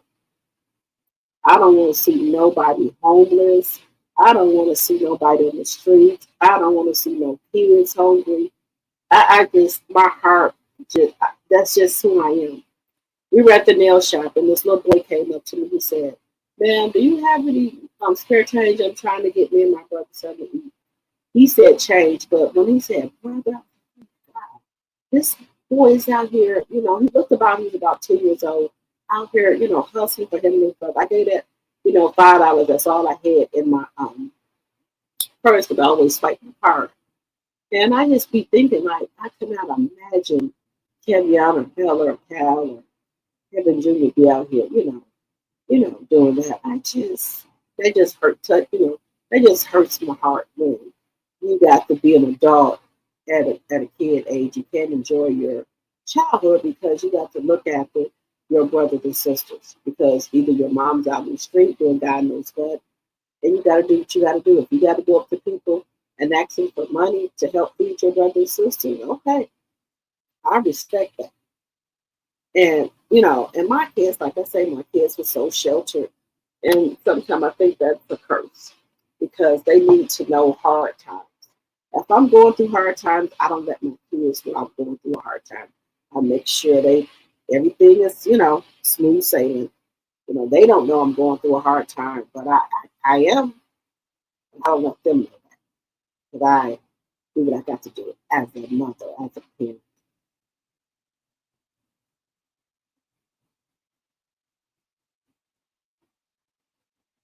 So yes, guys, you just gotta, do what you gotta do. And my prayers are with each and every one of you that are going through any type of cancer surgeries. May God be the glory. And may God wrap his arms around you guys. I'm praying for any type of surgery y'all are going through, that the Most High is going to bring you out. My arms are wrapped around each and every one of you, even the ones who are in remission. I love you. And the prayers of the Most High, you're going to be okay. You're going to be all right. But God didn't bring you this far for nothing. So everybody that's in remission or going through surgery, I love you. And remember, you got this. God did not bring you this far to turn away. He did not bring you this far. All right, guys. Yeah, I know I get sentimental sometimes, and I do apologize about that. But you know, I'm just, you know, and I keep trying to call the Salvation Army. I want to volunteer at a lot of these food banks, and I want to be at these places where they serving the homeless food for Christmas or Thanksgiving. So that would be a really good thing for me if I could get in there and just volunteer. And you know, if people talk to you and things like that, I like talking to people, you know, but you know, with their situation. You know, some people, you know, I could be a paycheck myself away from being homeless on the street. You never know. God can bring you up and he can also bring you down. Just saying. So don't take it for granted. All right, guys. You're welcome.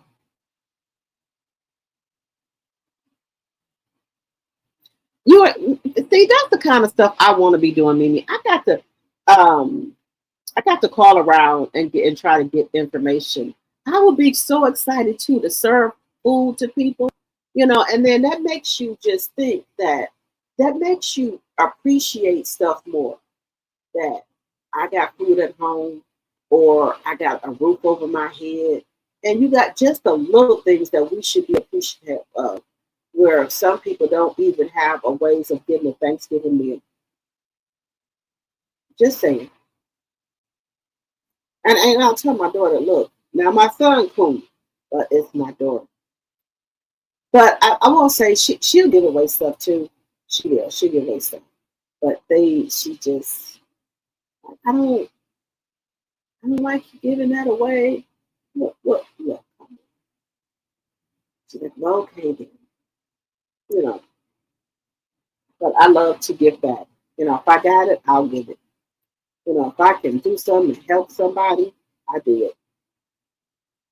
I might even go back tomorrow and get 4 or 5 more bags and just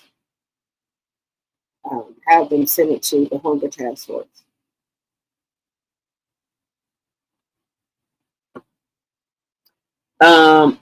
You said get your genetic testing done. It's very critical after a cancer diagnosis. Yes, that is critical. Okay, guys, let's get into a little more commentary here. Let's get into it, guys. But I'm glad Funky Dineva came out.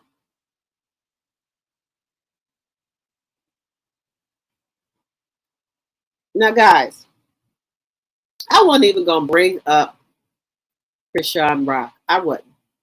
I wasn't. But I can't let this go, guys. What person gets on national television or on this here internet and say, you wish your son was never born because so much evil is close to him? Girl, even if you thought that, you don't bring that through your mouth. Your child, because when you put shit on the internet, it doesn't go away. It's in the cloud forever. Your son can get on this here internet when he get big and see that shit. That's why, guys, I think that she might have was getting a Social Security check and was on the slow bus looking on the window. I just think she's slow. Or the lights are out upstairs in her head. The lights are out. Nobody's home. Nobody's home in her brain. Who says that about their child? Then now, when Blueface says stuff about her, we think that he just lied or put down. Blueface be knowing what he was talking, what he be talking about. He said that Christian was out here messing with other men at the time she got pregnant. That's why he don't think that's his baby.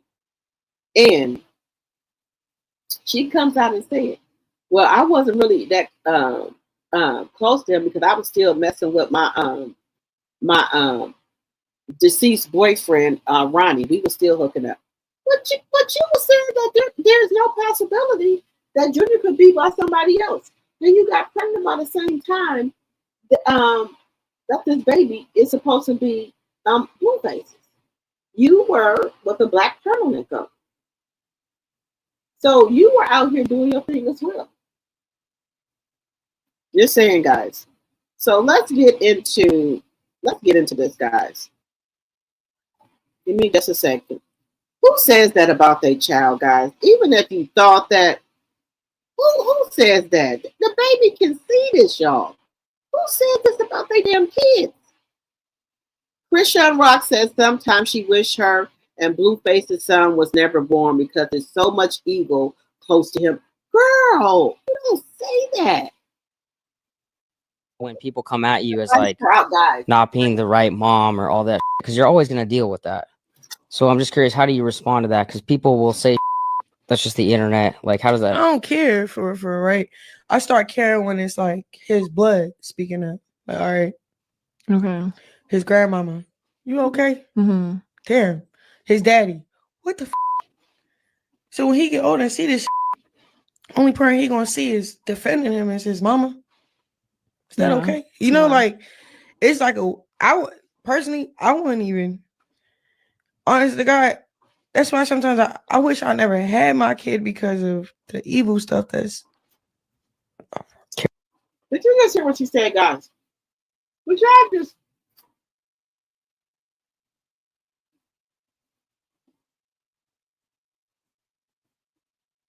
why would you say this on this internet that you wish you never had that baby? Why? I told y'all the lights are out upstairs. The elevator don't go to the top. She ain't all there, guys. Nobody would get on this here internet and say nothing like that. She ain't here. Just saying.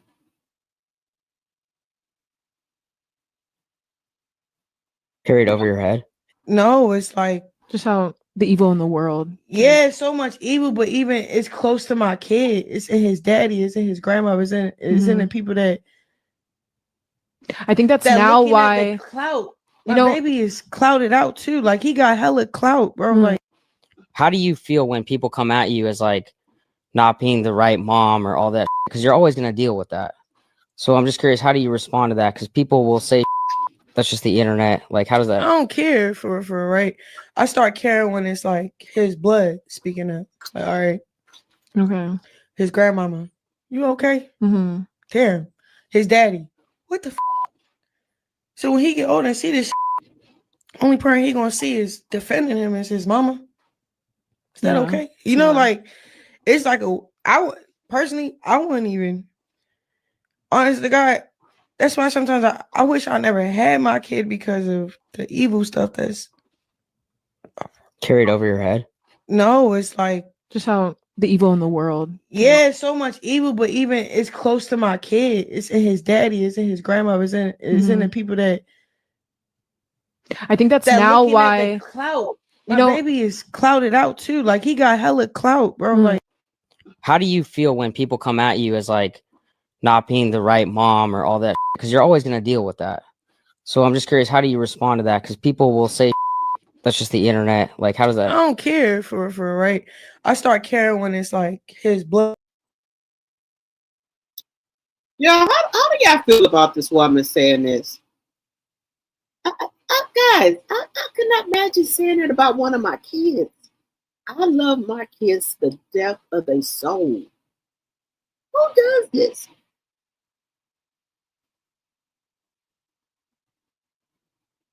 Kenneth said, I cannot see or have anybody hungry or ask me for money for food and do nothing. If you are on a corner for food, I will give them something to get food. Me too. Like people be on the corner or whatever, and if I have money, I give it to them. People be in the back of me, they see I'm trying to give these people dollars or whatever I got in my purse, they just so rude. If I see the Salvation Army out there in front of Kroger's, Walmart, Walgreens, I put money in that kettle. I do. And especially, I can't have no little kid come up to me and say, "Ma'am, excuse me, I'm trying to get me and my brother something to eat or me something to eat." That breaks my heart. I could see like my own child. You know, I can't. I gotta do something.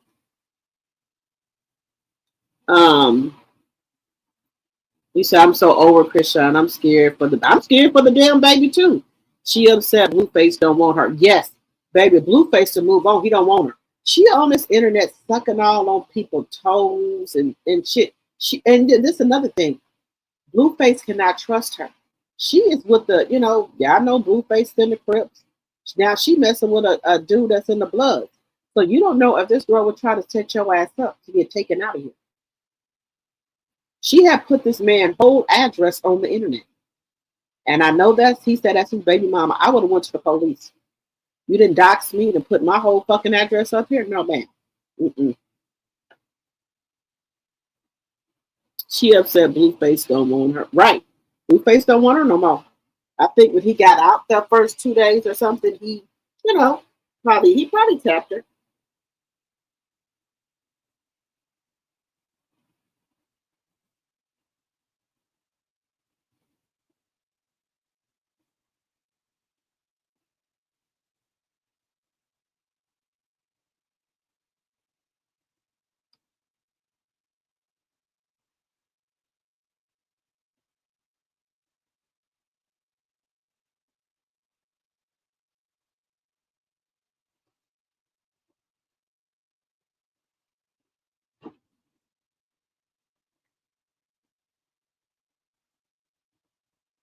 One second, guys.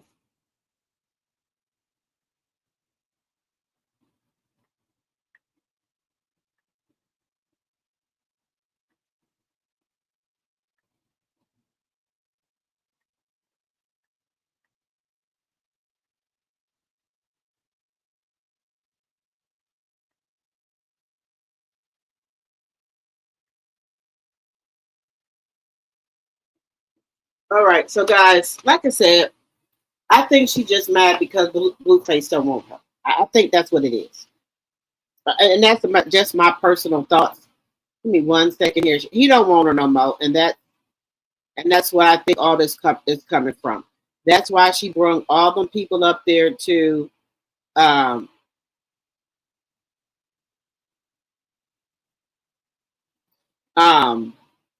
there to that baddies event to try to do something to Blueface.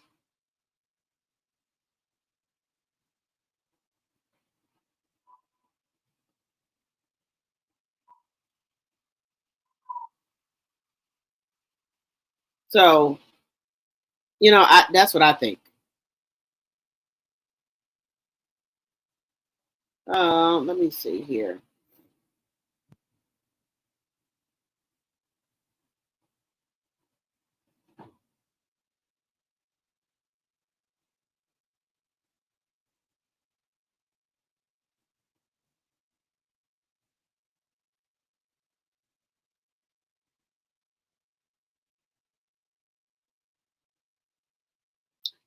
So, guys, we're going to. Now, there's so much stuff to talk about. Erica Kirk speaks out about viral hug with Vice President J.D. Vance. My love language is touching. Girl, now they say this woman is pregnant. How are you? Who are you pregnant by, boo? Charlie Kirkwood been passed away for what? 2 months? How are you all of a sudden pregnant? Is you pregnant by J.D. Vance allegedly and for entertainment purposes only?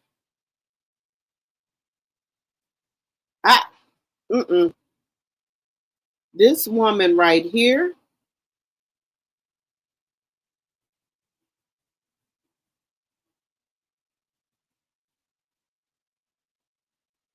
This is horrible.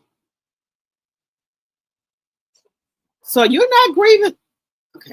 Okay, guys, I'm not gonna tell anybody how to grieve. Let's see. Unfortunately, Krishan will pop out more since Blueface is booed up. Yes. There we go, Proud Mimi. There we go. She's gonna pop out more, guys. She's gonna cut up even more. She's gonna cut up more. And I truly believe that she's going to cut up more, guys. Now, guys, why do y'all think that? Why do y'all think that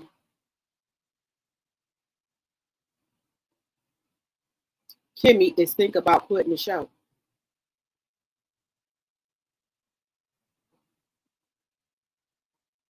Why do y'all think? Why is she wanting all of a sudden to quit the show? Just asking.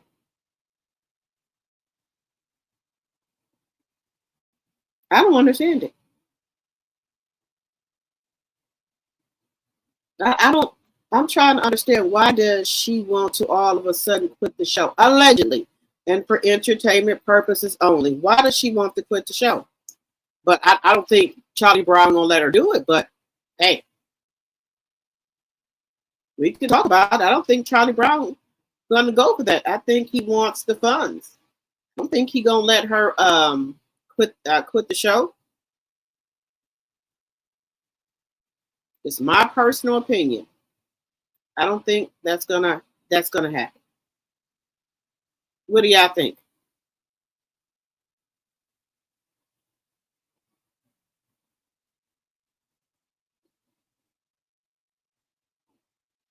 Let me know what y'all think. Do y'all think that Maurice is going to let Kimmy quit the show?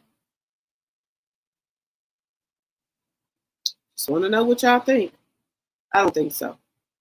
It's my personal opinion. I don't think so.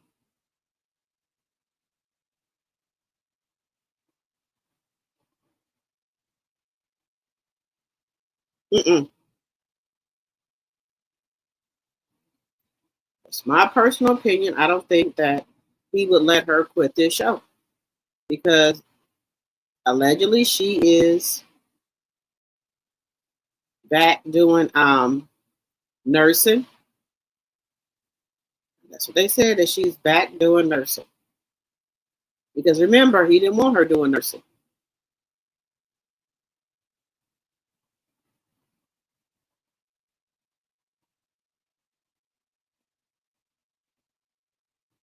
He did not want her doing nursing. Just saying.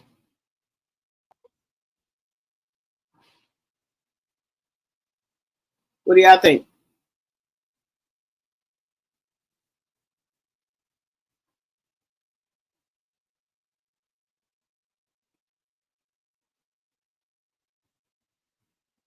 I'm just asking, what do y'all think?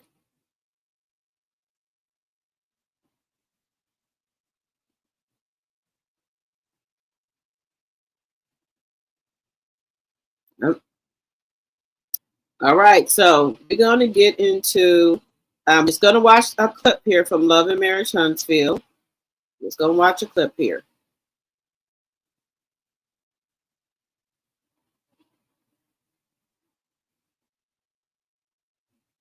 We're going to watch a clip, guys. Some things are going on that we need to talk about here.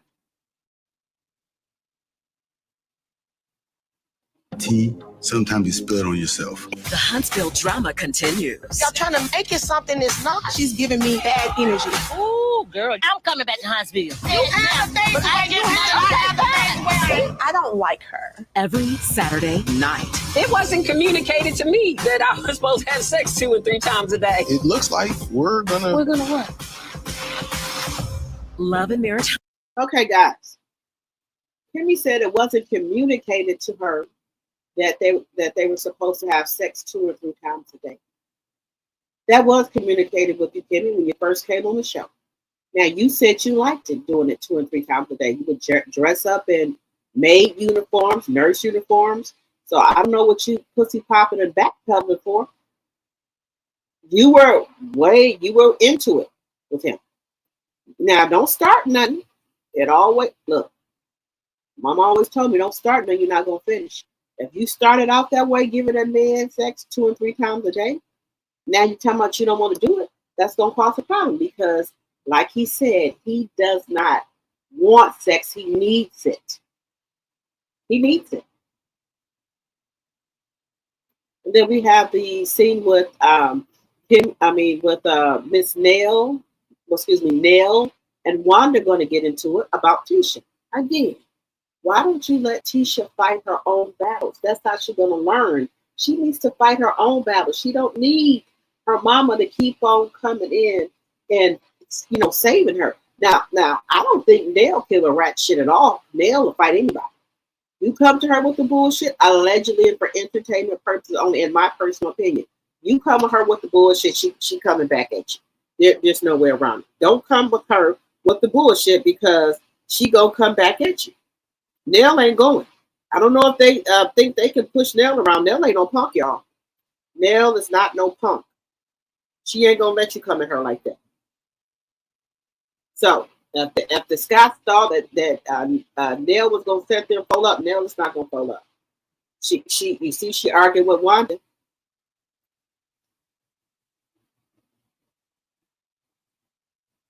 Remember, guys, if you're new to the channel, think about becoming a subscriber. They're not. So what I'm saying here is that Wanda is going after Nell now because Nell was arguing with Tisha. You hear what Tisha said? I don't like her. She don't all of a sudden now don't like me. But before it wasn't like that. Now all of a sudden you don't like her. There's something else going on.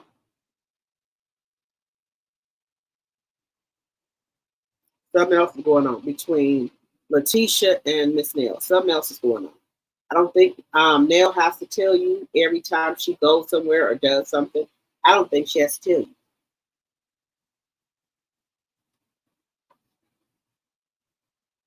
Huntsville, new episodes, Saturday, November 15th, 8, 7 Central. When you get to spilling hot tea, sometimes you spill it on yourself. The Huntsville drama continues. So, who do y'all think Marceau is talking about when you get to spilling hot tea, sometimes you spill it on yourself? Who is he talking about? Who was spilling some hot tea on themselves? Who is he talking about? Let me know in the chat. Who is he talking about? Just ask him. Who are you talking about, sir? Now, we know from Marceau's mouth, he said Tisha is a cheap back queen. I ain't said it. This is what Marceau said. Y'all trying to make it something that's not. She's giving me bad energy. Ooh, girl, I'm coming back to Huntsville. You have things. So, Nell and Wanda arguing about, I bet you, about Tisha. Tisha is a grown 40-some-year-old woman. You mean to tell me she can't handle her own battles? That's all I'm saying. And honey, Nell ain't scared of Wanda either. She ain't scared of Wanda. She ain't scared of Wanda either. So you went to go get your mama, Nell ain't scared of her.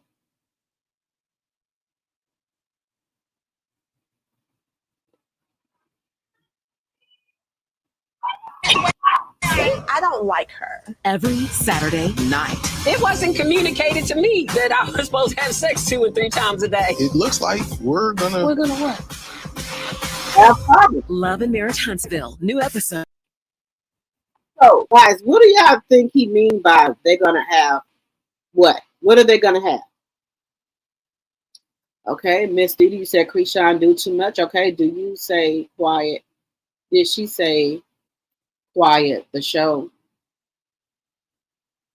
I didn't hear that. But wasn't that the reason she left nursing for the show? It was a conflict of interest. Yes, but y'all remember, Maurice kept on pressuring her to leave nursing. Remember, he wanted her to be an entrepreneur, and she allegedly sells houses. She's some type of real estate agent. 10 years, but Maurice is the one that made her. Well, I don't want to say made her. Well, just in her ear every day. about nursing. He did not want her to do nursing. He wanted her to be an entrepreneur.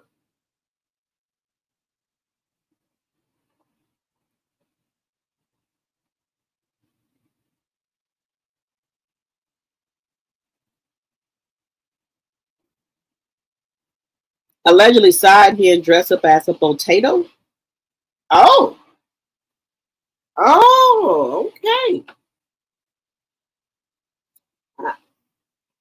I told you some of these people are so predictable, and they like the mess. I like a little bit of the mess, but not all of it. Just be honest with you. I do. I do. I do. So, what do Charlie Brown mean by there's going to be a problem? Because she said that she didn't know she signed up for. She didn't know she signed up for it to do sex 3 times a day, but she did sign up for it.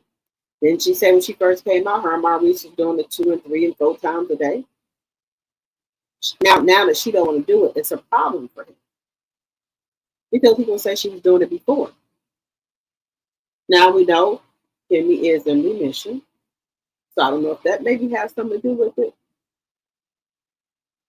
But don't be no fool.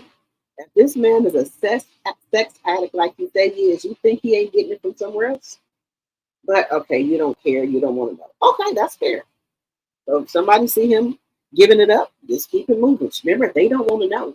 Letitia and Kimmy don't want to know what they mans are doing. I ain't said it, they said it. That's what they're saying. They don't want to know. I believe even if they say hypothetically COLESLAW come on a show and starts talking about, them cheating and all this and that. I don't think Kimmy and Letitia cares at this point. Just my personal opinion. I don't think they care. What do y'all think? I don't think they care. And then for Charlie Brown, aka Maurice, to tell her that there's going to be what if she ain't doing it 2 or 3 times a day. You said there's going to be what? There's going to be problems. What are you going to say? There's going to be another woman. What are you saying, sir? Just asking the question. Is that what you saying? There's going to be another woman? You going to do your thing? Is that what you telling her? I'm just asking because you said that it's going to be a problem. So if she don't give you sex 2 or 3 times a day, I want to know what you're going to do. I'm just asking. So guys, let me know, what do y'all think he's going to do if she don't give him no sex? What do y'all think he's going to do if she don't give him the sex? Just asking. If she don't give him no sex. So what's going to happen if she don't get the sex? If he don't get the sex?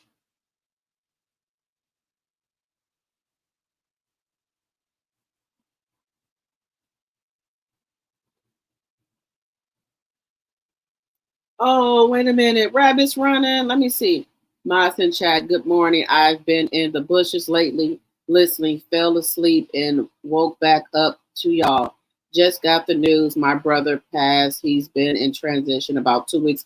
I am so sorry to hear that, Rabbit's running. My prayers are with you and your family.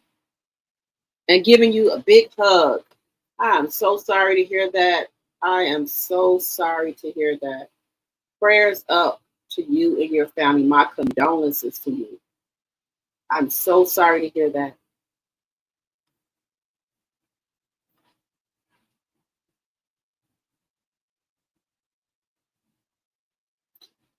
He said, Kendall said side head is going to cause cue ball head to hit a tree, poles, cars, animals, ditch, and banana peoples. Yes. Now, I just thought that I couldn't believe it when he said he hit a tree, a pole, and I think a car.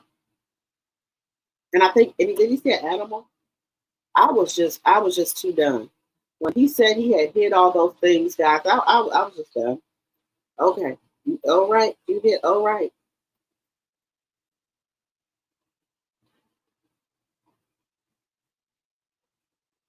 There's no way.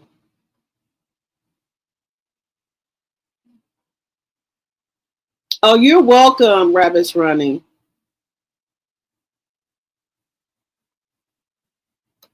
Oh, and it's, I just don't like, I know it's around the holidays and stuff like that. And, again, I'm so sorry to hear that.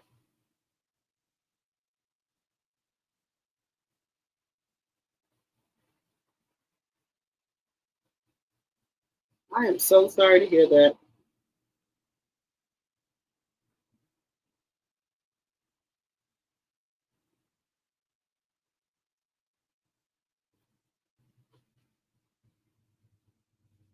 Well, I'm just trying to, just think of what, um, it's just, bad to hear that around the holidays. All right, guys, we got 94 likes. We need to get those likes up, please, and thank you. Even the people up there, the bushwashers, let's get those likes up, please, and thank you. We got 96 likes. Come on, guys, let's get the likes up. Let's get those likes up. Y'all, this has been a trying year for me, and I know for some other people. This year has been really, really, really trying. A lot of things that have happened, that have transpired. It's been a lot. A lot. So my prayers up to each and every one of you guys. If y'all going through anything, my prayers are up to you.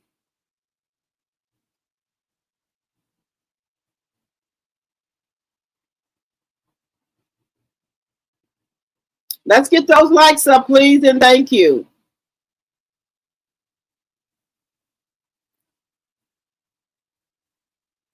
Let's get, my prayers are to everyone who's going through anything. My prayers and my condolences to you guys. If you're going through anything.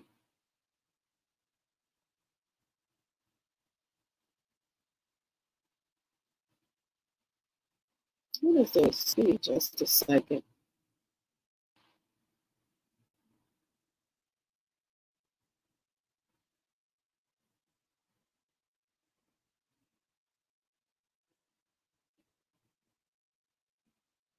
If you're going through anything, my prayers are with you and your family.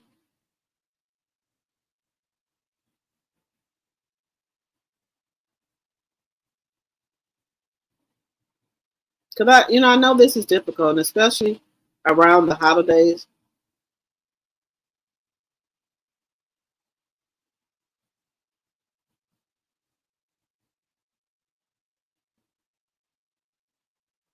Yeah, my prayers are up,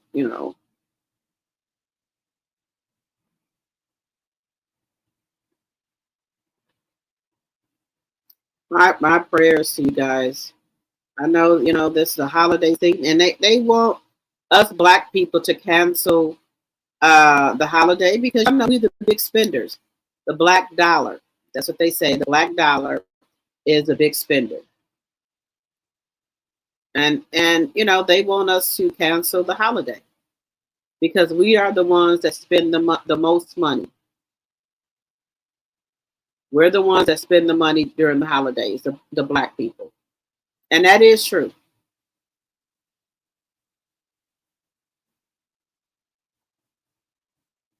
And just imagine if we do not shop for the holidays, what will happen? It'll be in a crisis. If we don't shop for the holiday, things are going to be in a crisis.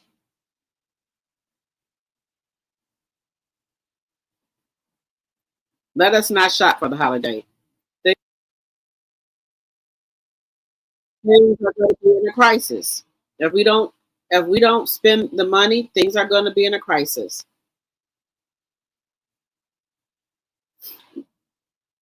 And that's just the truth, guys. We are the ones who spend the money. The black people do. No other races are out here spending money like we do. We go hard for our family and our kids for Christmas. And that's just a known fact that we do. We go really, really, really hard.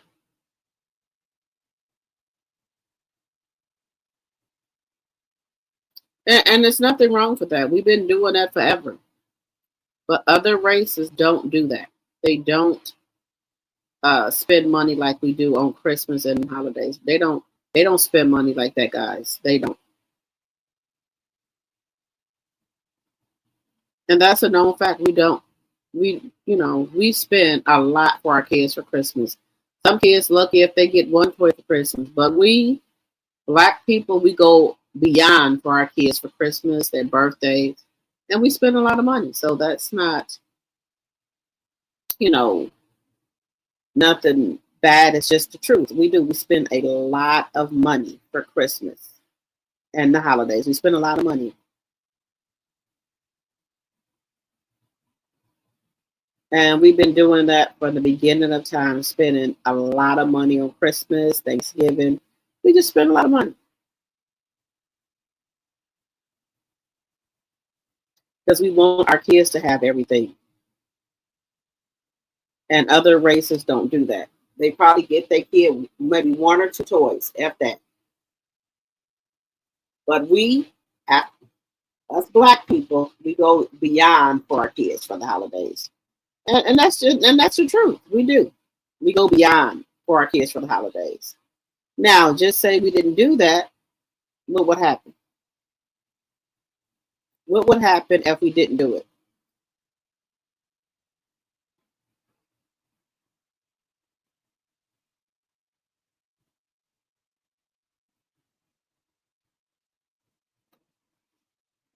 Think about it. If we did not shop or spend no money for the holidays, what would happen? The market would be in a frenzy because they depend on that black dollar, guys. Believe it or not, they depend on it. They depend on the black dollar. Just saying.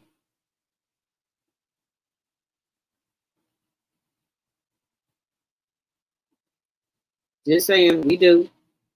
And I can admit that to myself. I know I do. I was just in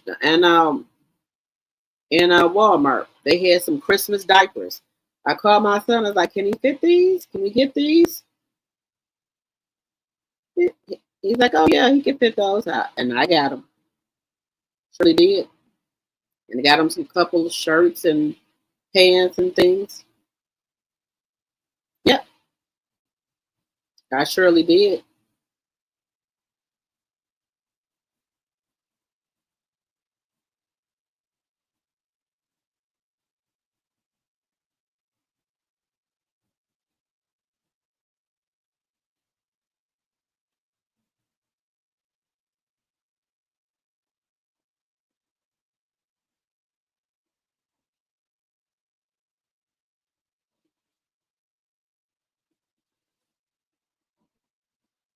So, guys, are you guys shopping for Black Friday? Or are you not going to shop?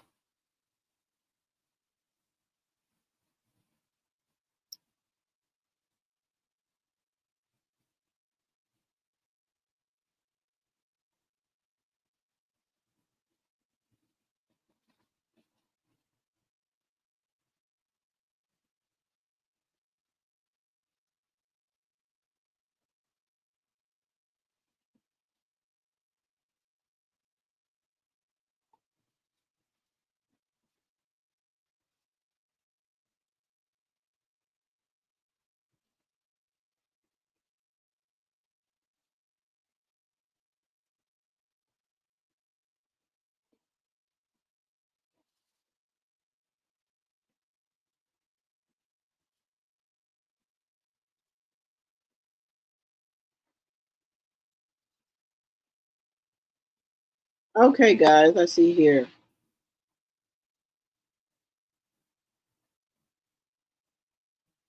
All right, we're going to move.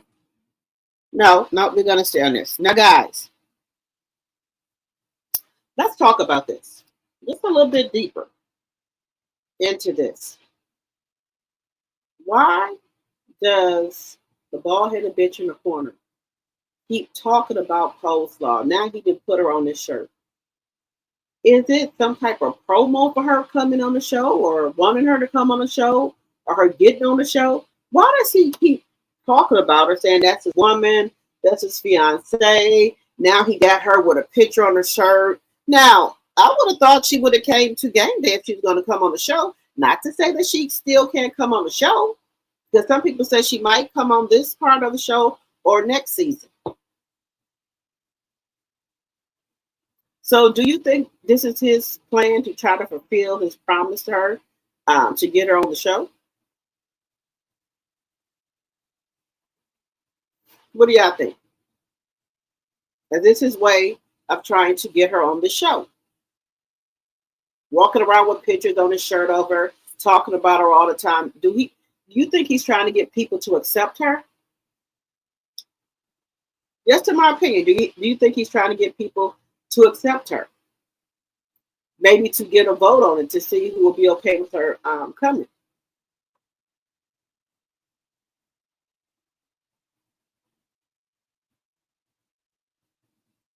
Hey, Karen.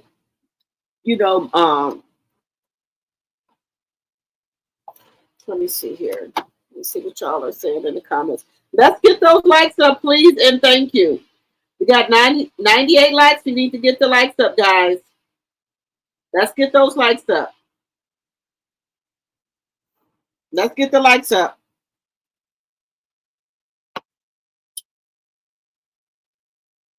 You said, majority is going to overspend on these children.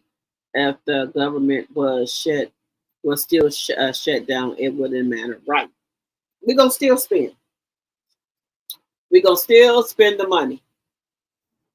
Some of them don't deserve it, but we still going to spend the money. We're going to still spend it.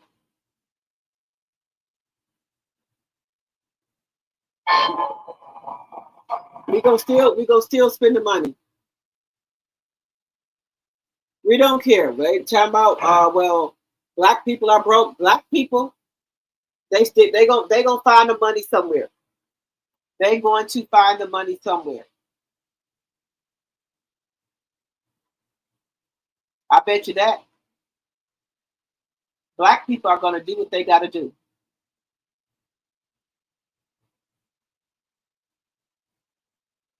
Just saying.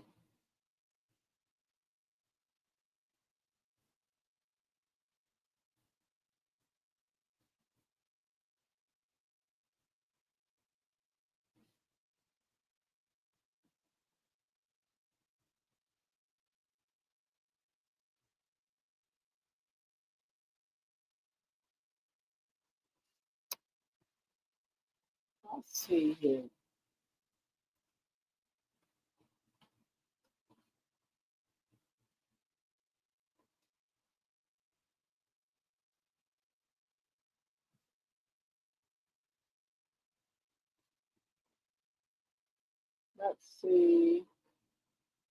Let's see here.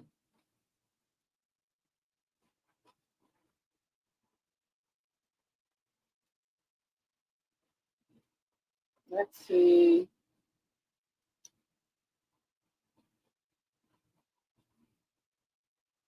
One second here.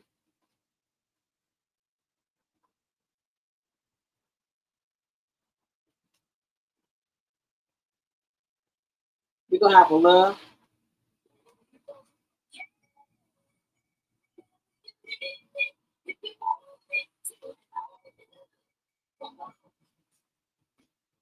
Guys, we have a little jam session. We're going to have a little jam section. We'll have a little jam section. We have a little music. We're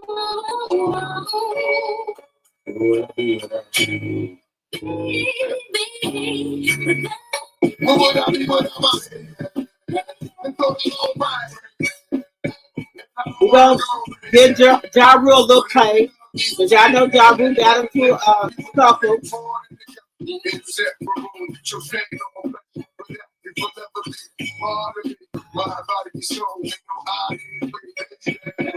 Let's get those likes up. Let's get those likes up, guys. Let's get to 100 likes. We're at 99. We need to get to 100. Let's get the likes up.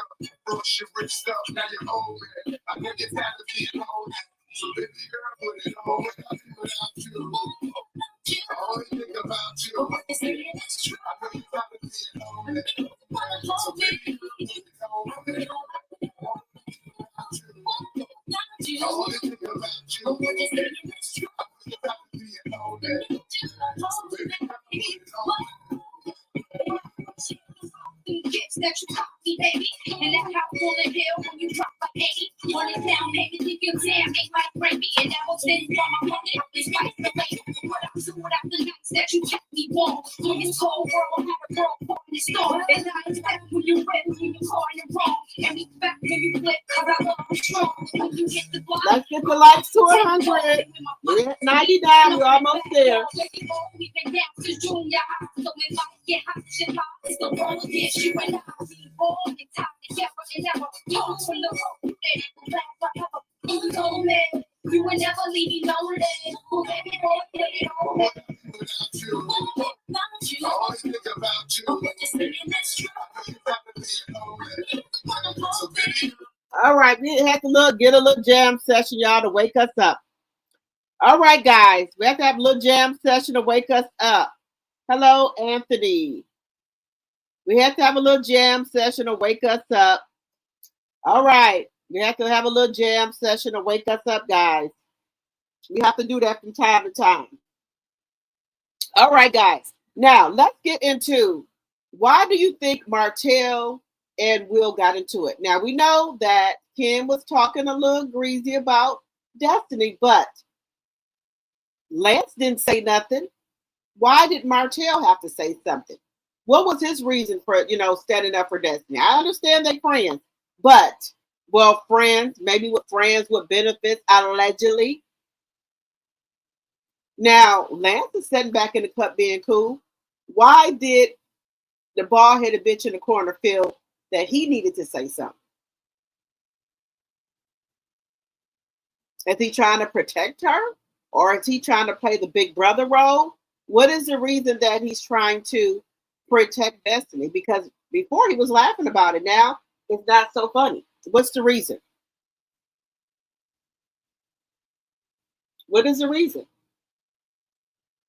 Now this Saturday we're supposed to see the little exchange that they have with each other about Destiny or what have you. Now Destiny is spreading herself all over Love and Marriage Huntsville. Some people say they think it's a storyline, but would you do that just for a storyline? Go around her sleeping with all these people. Well, okay, I'm not gonna say sleeping. I'll say dating all these people. There's nobody. You can't date nobody else outside the Huntsville sector. Why are you sleeping with all these people? Just asking.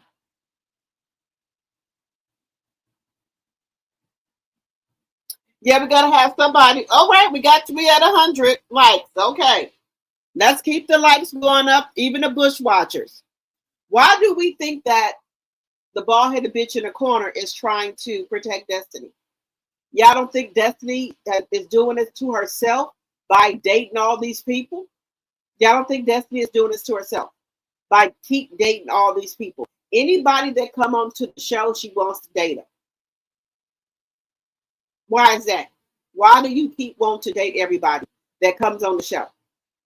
What is the reason behind it? Is it for a storyline, or are you really into these people? Now, we know that you are into Will. We know that. And we know you are into Lance's godbrother. Is that not enough? Maybe you should have checked Will's background before you brought him to the cookout.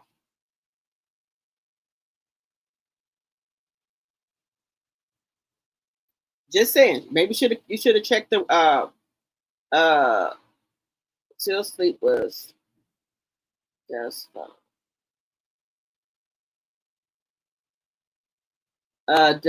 Dusty then trying to build up those frequent flyer miles. She trying to build up something.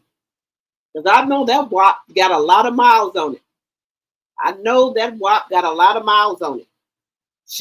Hey, just saying. I wouldn't do that for no storyline. It's making the people look at you like you a 304. By you keep on anybody that come on that show, you want to sleep with them. You want to do this, you want to do that. That's making you look like a 304.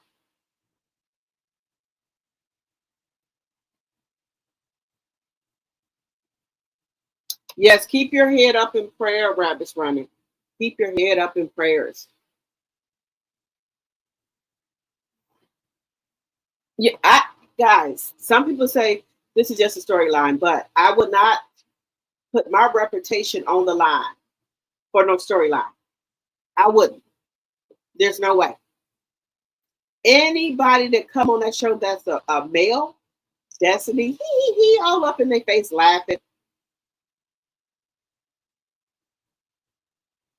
Now, guys, let me know what y'all think. Do y'all think it's a storyline or do y'all think it's real? That she says she likes Twan and she likes Will. And I guess she said that she can date him at the same time if she's not giving up anything. But that's not what Will is saying. He said, if he bring her out, he want expect something in return. Let me know what y'all think about this.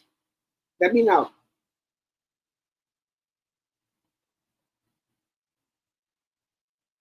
What do y'all think? Let me know what y'all think about this, guys. Leave it in the chat, or after we get off live, y'all can let me know.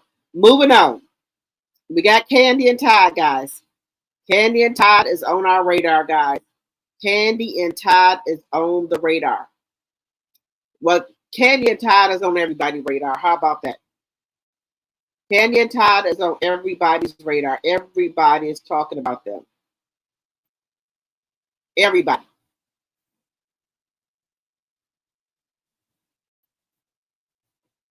Do y'all think? Now let's just be honest. Do y'all think Todd is going to try to contest the prenup?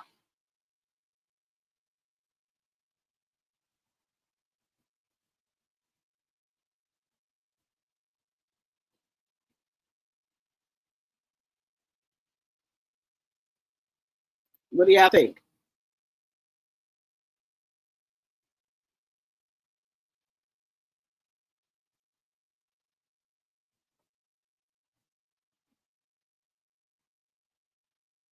What do y'all think?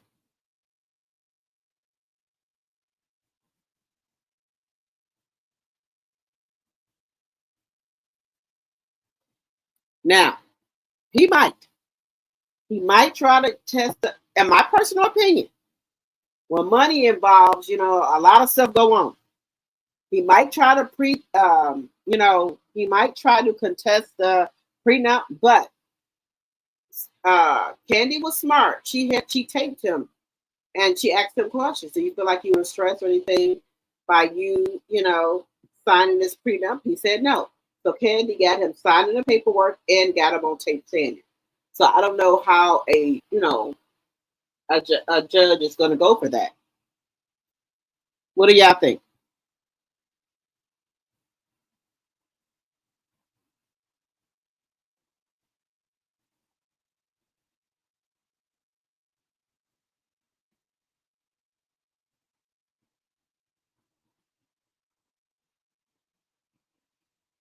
Let me know what y'all think. Let's see here.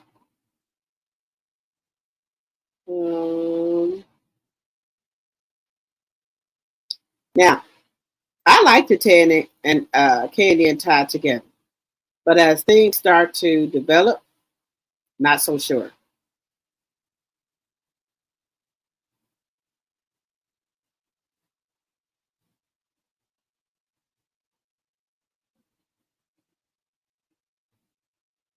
What do y'all think?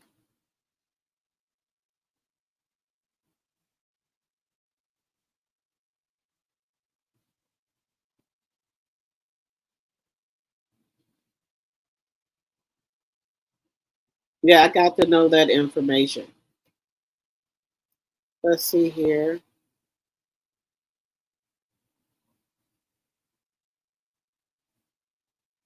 Wait 1 second here.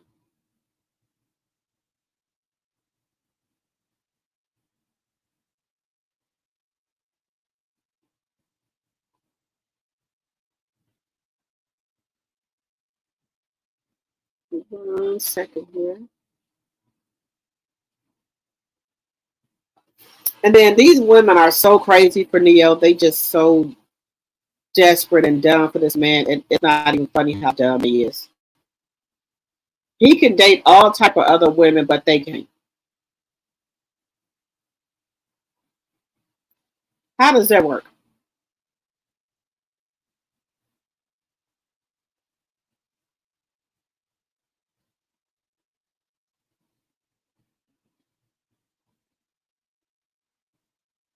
How's that gonna work?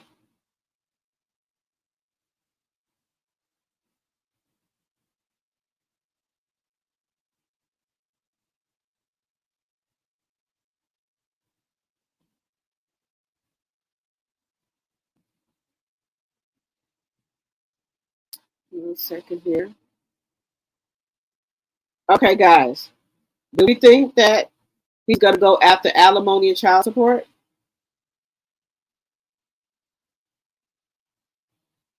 Now, y'all know my thoughts. Why can't you leave with the stuff you came with, and then whatever we accrue together as far as businesses and bills, we'll split that down the middle. That's my take on that. What would be your take?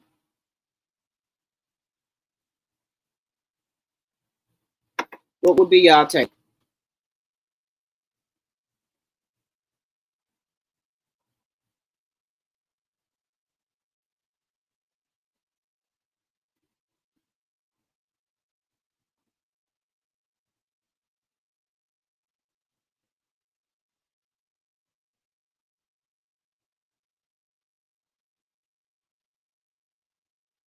Let's see here.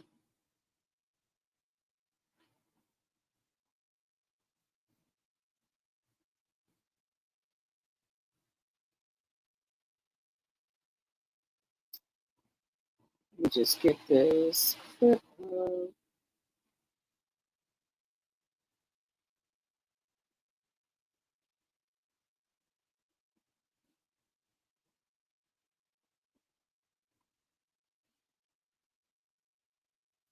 One second, I'm trying to bring something up.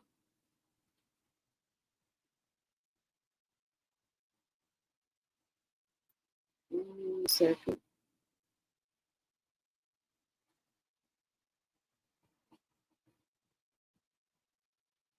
One second here.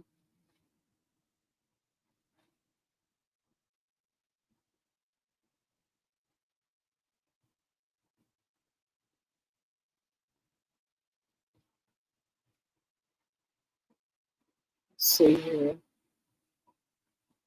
One second.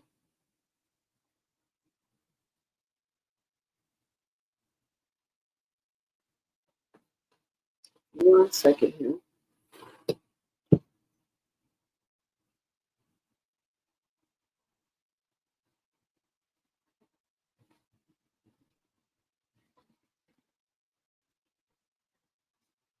One second.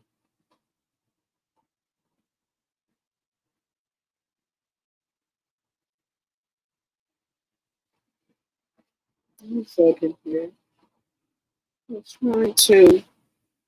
was trying to bring up this other clip, guys. Give me 1 second. I'm trying to bring up this other clip here that I wanted to show y'all.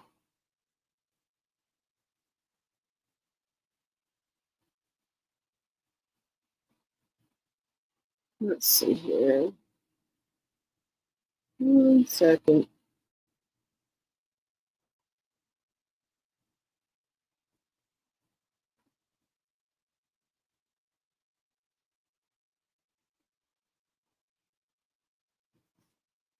Okay, this is why she's saying women need prenups. People, I think, they think he's gonna come after her money. 1 second.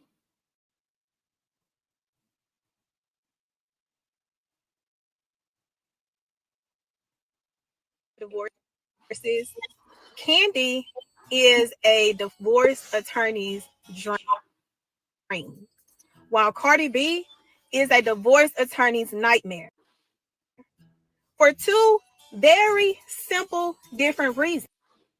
Kandi don't play about her bag and her empire, where Cardi allowed her heart to fuck with her bag and her empire. I just want to not only give a shout out to Kandi for being one of those clients that listens and follows the direction and instructions of her attorney, but also utilizes her voice to voice her concerns and what she's actually looking at, and they go out and execute. We don't give enough praise to attorneys when they actually save their clients decades later.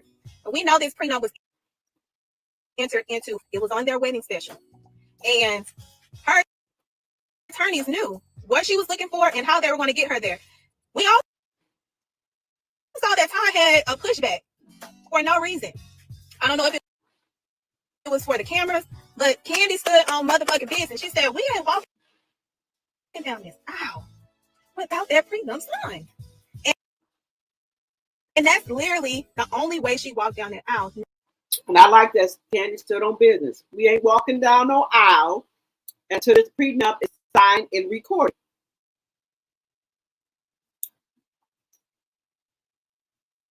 Now, I don't think Cardi B had no prenup. Just saying, I don't think she had one. Let me know if I'm wrong in the chat. I don't think Cardi B had one.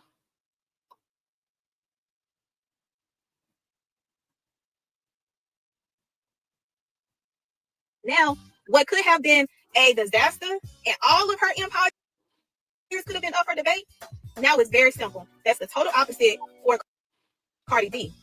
Cardi B used her Libra cat when she should have been borrowing Kandi's Taurus heart. Because Kandi don't play about her money. If that's anything, that girl is a true definition of a boss ass bitch. She don't play with her bag. And I get Cardi B was in love, baby. Love don't stop a fucking headache. And you are in a headache. That's all. Like, Kandi literally crawled so y'all could walk and make sure that y'all have that prenup. Why do you think Kandi put it on TV? Because she wanted to make sure that she could be a resource to educate other boss women who have built empires on their back, brick by brick. So when it comes to divorces and when it comes to clients, Kandi is a client that you want and desire. But we oftentimes get the Cardi B's where we got to go in and perform surgery and really get in the fucking gutter because our clients didn't listen. So shout out to Kandi for showing the girls the importance of a prenup, because they'll be out here following Cardi B. The scheme that Todd set up to come to you with the bull. That's why I'm here, y'all. And especially Andy. Thank you. Thank you for giving me a platform where my memes live longer than some people's careers. And to every woman I ever filmed RHOA with, I see some of y'all here tonight. The good, the bad, the shade, the reads, the laughs, the tears. We made history together. See, that's why I think Kandi was emotional as well, because she was going through this. Because she said it's been brewing. They've been separated since July. So Kandi was dealing with that too. That's why she was crying in her speech. And I can feel that. Just saying. And I will always be embedded in your motherfucking brain, bitch. Ooh. Thank you, bravo. When it comes to celebrity divorces, Kandi is a divorce attorney's dream, while Cardi B is a divorce attorney's nightmare. Right. For two very simple, different reasons. Kandi don't play about her bag and her empire, where Cardi allowed her heart to fuck with her bag and her empire. I just want to not only give a shout out to Kandi for being one of those clients that listens and follows the direction and instructions of her attorney, but also utilizes her voice to voice her concerns and what she's actually looking at, and they go out and execute. We don't give enough praise to attorneys when they actually save their clients decades later. And we know this prenup was entered into, it was on their wedding special. And her attorneys knew what she was looking for and how they were going to get her there. We all saw that Ty had a pushback for no reason. I don't know if it was for the cameras, but Kandi stood on motherfucking business. She said, we ain't walking down this aisle without that prenup sign. Right. And that's literally the only way she walked down that aisle. Now, what could have been a disaster and all of her empires could have been up for debate, now it's very simple. That's the total opposite for Cardi B. Cardi B used her Libra cat when she should have been borrowing Kandi's Taurus heart. Because Kandi don't play about her money. If that's anything, that girl is a true definition of a boss ass bitch. She don't play with her bag. And I get Cardi B was in love, baby. Love don't stop a fucking headache. And you are in a headache. Right. Cardi B did not get no prenup. That's why she going through this shit now with Offset. She let her heart get in the way of protecting her empire. Now, Cardi B would have had a prenup, her and Offset would not be going through this shit. If she would not let her heart get in the way to her future, because Offset allegedly was cheating even before they got married. Allegedly. They just went, Offset and Cardi just went to the courthouse and got married. I don't know what she thought, that she had some gold down there or something, that he was gonna stop cheating. No. And you didn't get a prenup. And that's why, and don't take it the wrong way. I like Cardi, but that's why she's going through the shit she's going through now. That's why she's going through the shit she's going through now with Offset. Because she didn't listen. She didn't listen, guys. That's why she's going through this shit. She didn't fucking listen. Hello, Linnell. Wait a minute, let me see. The devil's busy in 2025, but you got to move him out your way and leave him behind before 2026. There we go, Audrey. I'm trying. Dusty Dan likes anything that Twitch. I just can't believe a woman is this much of a hoe. Just saying. She just, she just a hoe. Just a hoe, guys. A hoe. A ho-ho. Sorry. Just saying. She's just a hoe. Just a hoe. I don't know. I just think that maybe it's me. I just got respect and morals for myself. And I just can't do that. I can't do it. Now, we know that, okay, I understand that when people are dating, they can do whatever they want. But just because you dating, do you post to bust it down for everybody that you dating? I'm just asking a question. Do you bust it down for everybody you dating? Or if you feel that way, you can. What do y'all think? I guess we grown, but me, no. No, ma'am. I'm not gonna bust it wide for nobody. I'm sorry. We just date. No. Mm-mm. Now, if you got a person that that y'all are, got an understanding that you just is here for sex, then that's okay. Some people have that they just, have people that they're just for them sexually. That every once in a while when they need an oil change or a tune-up, that's what they do. That's their partner.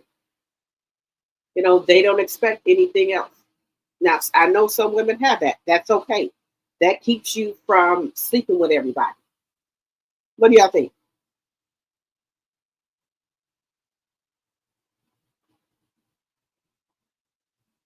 But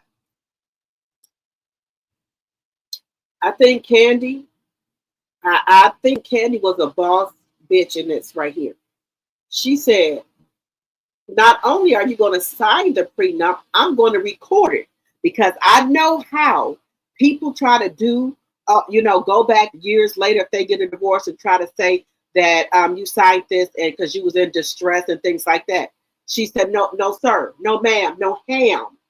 You won't do me like that. Kandi had him recorded it with a lawyer there, asking them questions. Do you feel that you're being forced to sign this prenup? Are you under any stress or anything like that? She asked, the lawyer had to ask him all those questions, and they recorded it.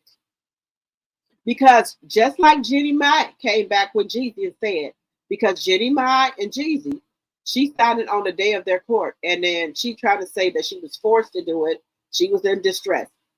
Kandi said, oh no, ma'am, I'm having this recorded. And her lawyer asked him all the questions. Are you stressed out? Do you think you're being forced to sign this?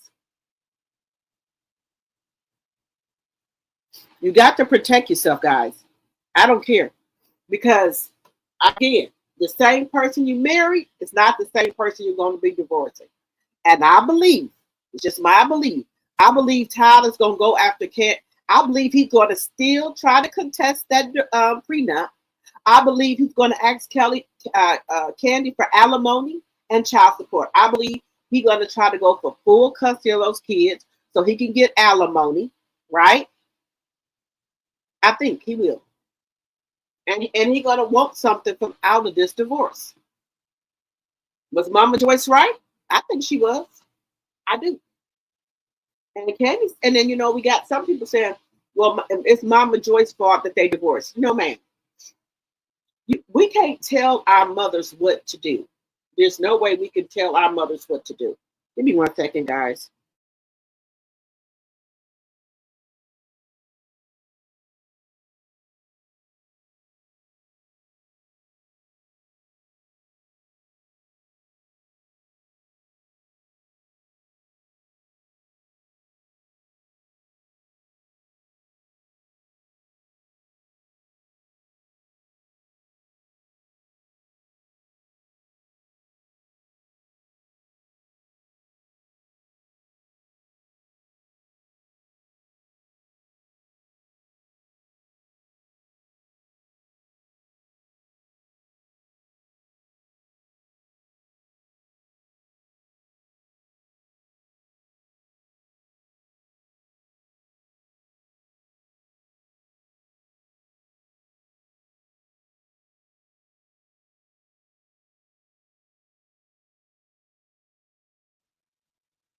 Okay, guys, so I think that Kandi protected herself.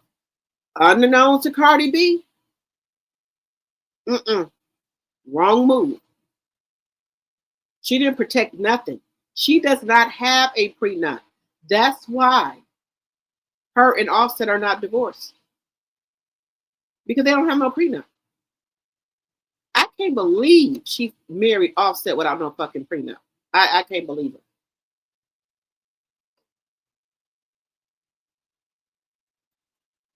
Well, we live and we learn. We live and we learn, guys. But I don't know how she missed the mark with that. I don't understand. And quite as kept, if Cardi would have asked him to sign a prenup, I don't think he would have did it. I don't think he would have did it, guys. I'm just being honest. I don't think he would have did it.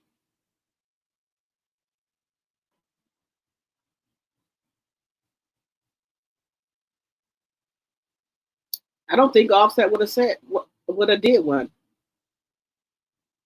Okay, Audrey said, I ain't spending one dime for what? The government or these companies can't and ain't going to pay my mortgage. Okay. All right, Audrey. Kenneth. Let me see. You said, Simon said Kandi's attorney used to work under Phaedra. Oh, okay.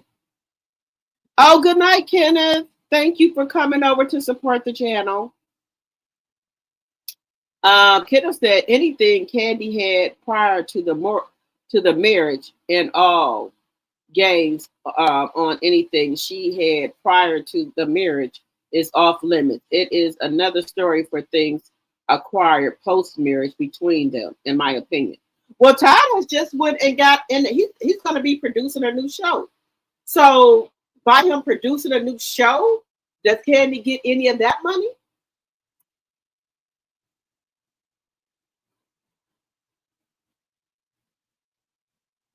They're producing a new show. Just saying.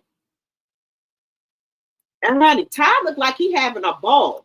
He out here at these clubs, partying up with women. He looked no ways tired. Ain't nothing bothering Todd, baby.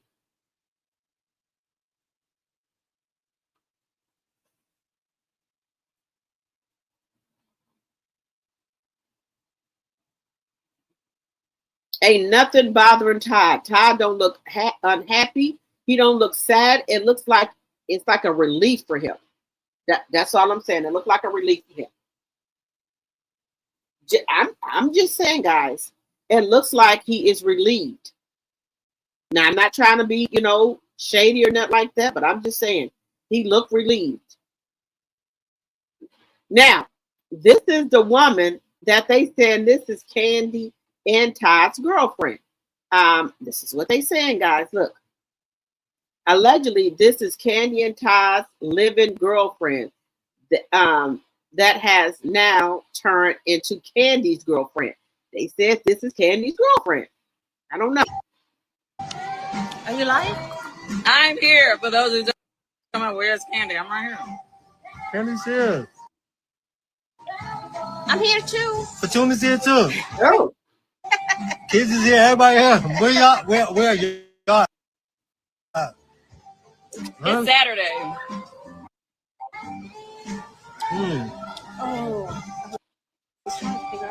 Oh yeah, I was wondering what that was too. Let me turn it. What they saying? Hey, Kandi. Hey, Kandi. Hey. You asking about Kandi? This is my live. Oh. This is my live now. How you gonna let Kandi take over my live? Because you ain't shit about Kandi. Come to see me or Kandi? Who is that? Kandi, not your ass. Who? We don't know who the fuck you Her, right here. That's Fatune. Miss you on RHOA. They miss you on RHOA. What's up? Hello from Vegas. Kandi. Damn. I'm popping. I got 204 people. We lit. You stupid. Are you lying? I'm here. For those who don't know, where's Kandi? I'm right here. So they said this is now Kandi's girlfriend, allegedly, and for entertainment purposes only. That's what they said. This is now Kandi's girlfriend. But let me know in the chat. Do y'all believe that this woman is now Kandi's girlfriend? Because let Tasha K tell it that that's why they're getting a divorce. Is because Kandi wants to be with a woman. Now, I don't think Kandi's been very open to us about her sexuality. So if that was the case, she would have been came out here and said that.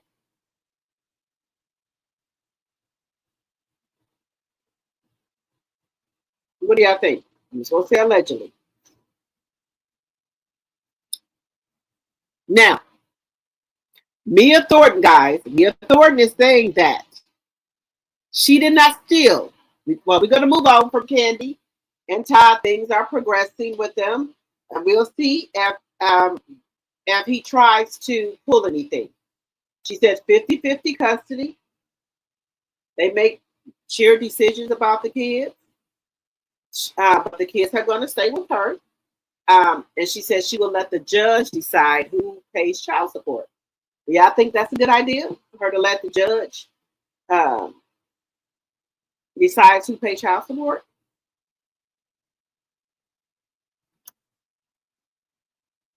Let me know in the chat. Let me know in the chat. Do y'all think this is Kandi's girlfriend now? I heard that the reason for the split, allegedly, is that Todd was opening up all type of businesses that Kandi did not know nothing about. Then he got behind on the old lady gang and the other restaurants as far as paying the rent on them. Now that's what I heard. Let me know if you heard something different. Let me know if you heard something different. But this is what I have heard that transpired. The man was opening up all type of businesses, and Kandi knew nothing about it.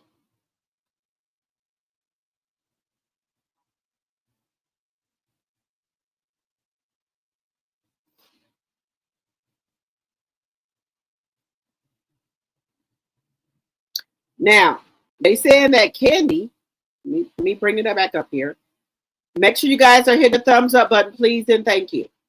Now, they said Kandi, prenup, okay, Kandi seeks prenup enforcement, joint custody, and child support and new divorce filing.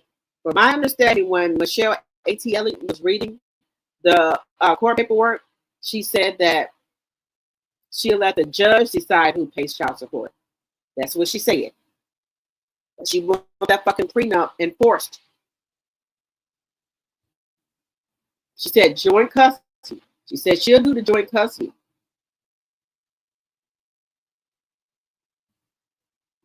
Okay, so it says Kandi has officially filed for divorce, and she's coming in strategy. She's asking the court to enforce the prenup split decision making for the kids, and let Georgia's guidelines decide child support. Court docs say the marriage is irrevocably broken, and both sides racked up debt. Racked up debt that'll be sorted by the prenup. She said, "Well, this is getting messy fast." Somebody said, "I don't think it sounds messy. Sounds messy. It sounds fair for Todd and Kandi, especially their baby. Sounds like a job well done." So, guys, do you think now? This is all Kandi talking. We have not heard nothing from Todd yet. We don't know who Todd has for a lawyer. We don't know if Todd is going to counter. Todd may say he don't want to pay for no debt. That Kandi makes the most of the money. She should pay for the debt. He could say he won't full custody of the kids and have Kandi pay her child support. That's what they're saying, guys. Let me know in the chat. Let me know in the chat.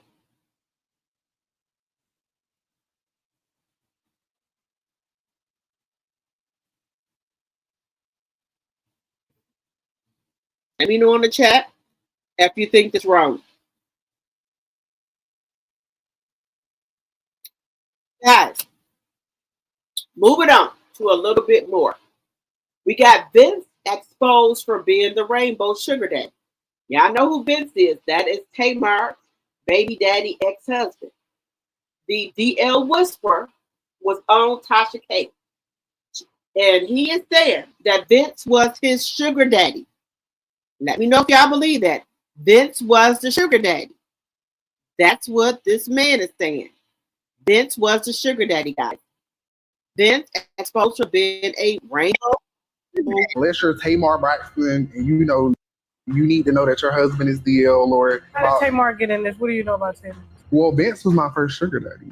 She recently interviewed a man claiming that Vince was his first rainbow sugar daddy. Those of you guys who are unaware, these two were married for almost 9 years.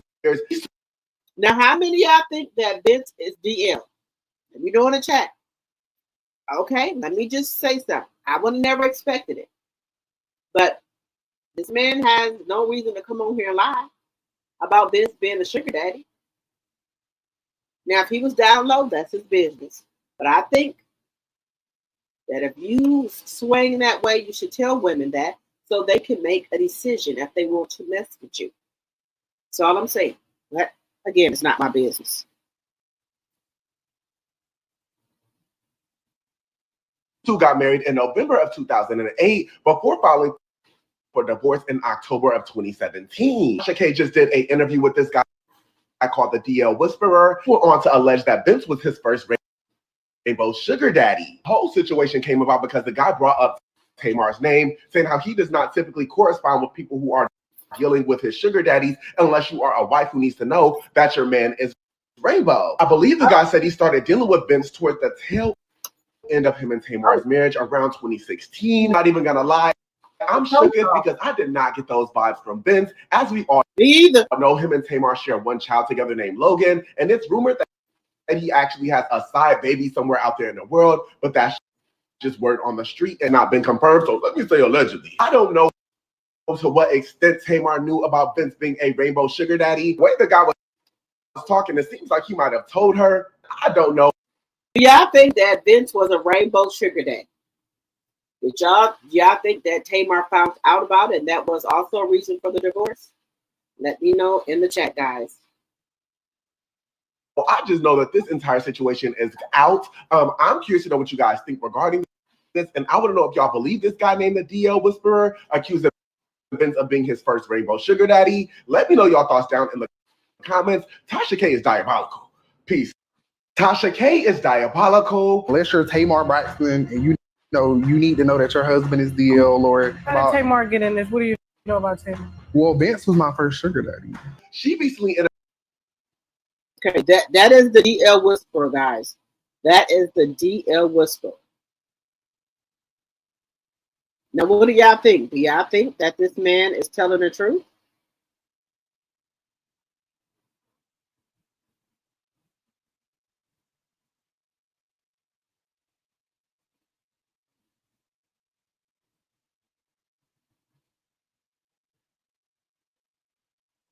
What do y'all think?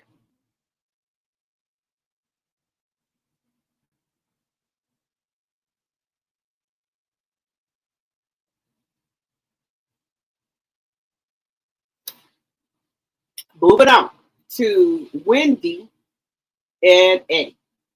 They said Eddie and Wendy were using alias names. And that's another charge. They shipping y'all back. They gonna ship y'all back. They gonna ship y'all back. Just saying, y'all gonna get shipped back. Y'all got alias names and shit. Alleged aliases that prosecutors claim that Wendy and Eddie Osefo used in, quote, a deliberate attempt to mask their identity. Prosecutors claim that Wendy and Eddie allegedly had approximately 40 credit and or debit cards, some of which are believed to be in company names and have in other instances used aliases. The Osefos were indicted last month on insurance fraud charges and have been accused of staging a burglary at their home. And now the Baltimore Banner is reporting. Guys, why do y'all think that they were using different names and stuff for these credit cards? Some were even in business names. Well, Wendy said she got all these degrees and things like that. So what would be the need?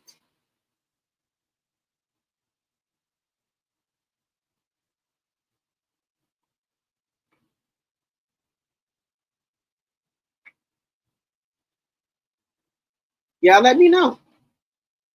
Do y'all think that these people use alias names? Hennessy, Pamela? Well, let me know. Do y'all think that they had the money that they said they had? Now, we know other people of different races, they do things like this too. We do know that. So why are they getting put on Front Street?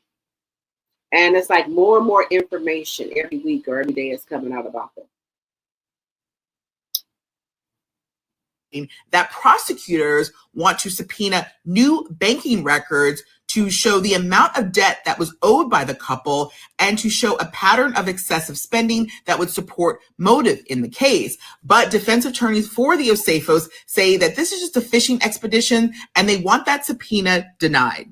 According to the Baltimore Banner, the judge in the case will take up the dispute over the subpoenas at a status hearing on December 2nd. Both Wendy and Eddie were at BravoCon in Las Vegas this past weekend. Wendy was asked about the charges. She said she couldn't speak on it. It's an ongoing investigation, but she did thank her supporters. Eddie Hennessy and Pam Oliver are two of the alleged aliases that prosecutors claim that Wendy and Eddie Osefo used in, quote, a deliberate attempt to mask their identity. Prosecutors claim that Wendy and Eddie allegedly had approximately 40 credit and or debit cards, some of which are believed to be in company names and have in other instances used aliases. The Osefos were indicted last month on insurance fraud charges and have been. So guys, why were they using other names? So it looks like they knew what they were doing. Stay committed to the journey.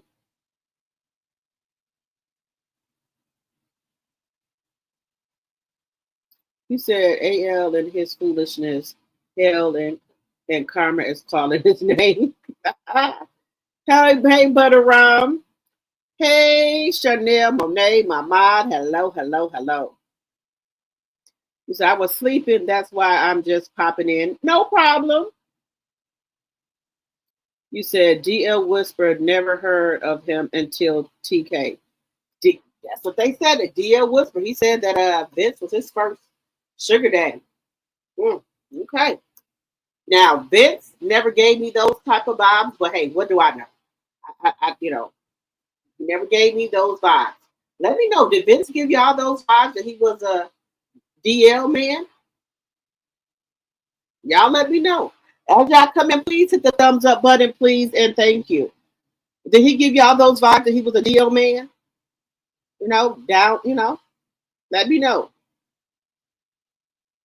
He didn't give me those vibes, but he could have been.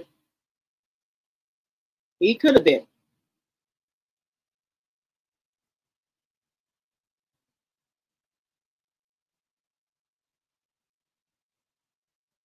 Not saying that he wasn't, but I'm just saying he could have been.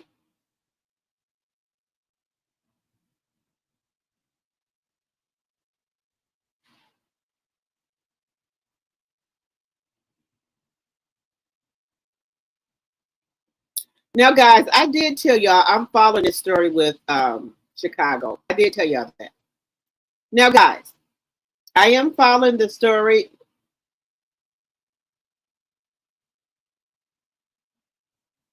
Okay, Yolanda, good night. Good night. Thank you for coming over supporting.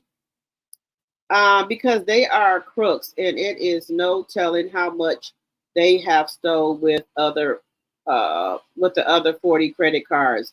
They have been doing this. They are criminals just now getting caught. Okay, Deborah. Okay, you said they're criminals. Okay. Now they're going to get deported, because if you getting deported for little things, you done came over here and got aliases names, and you done did fraud. They are going to deport you. Just saying. Like the other ladies who kidnapped, who helped that lady in the braid shop, was pulling her braids out, was demanding more money. Now let me just tell y'all this, guys. If I talk to a braid shop, right, and I ask them how much money is going to be for my hair, right? You tell me $200. That's what you told me. Why, when I get done, you talking about $250? But you put some human hair in my head. Ma'am, that's not what we discussed on the phone.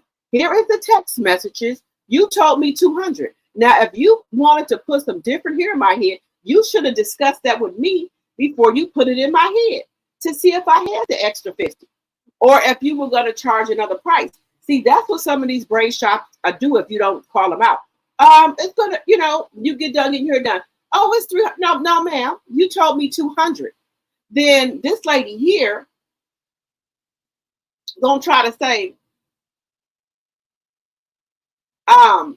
it's gonna be an extra 50. No, ma'am. No. What, you want to give the other braider the $30 so you don't have to give it none of the 200? No. If I called a shop and the owner told me my hair was 200, that's what you're getting. Now, if I want to tip you because you did a good job, that's another story.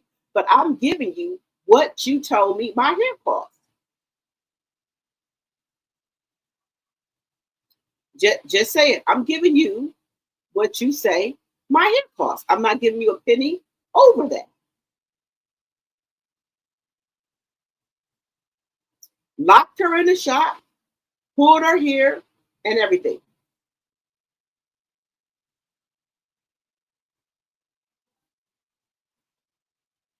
So, like I said, these people are crazy.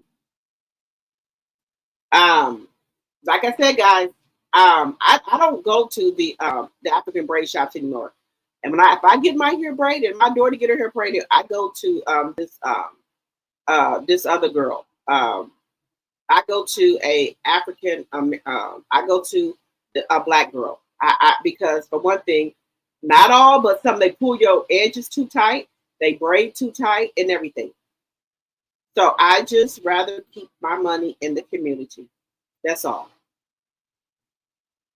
I'm gonna keep my money in the community, and so I don't have to deal with this. That when they tell you a price, that's what the price is. I don't want to get to no shop that I'm getting ready to give up, and I give you the 200. You talking about another 50 because you put something different here in my head. Who told you to do that? Did I tell you to do that? No. So therefore, you did it on your own, and that's why they went to jail.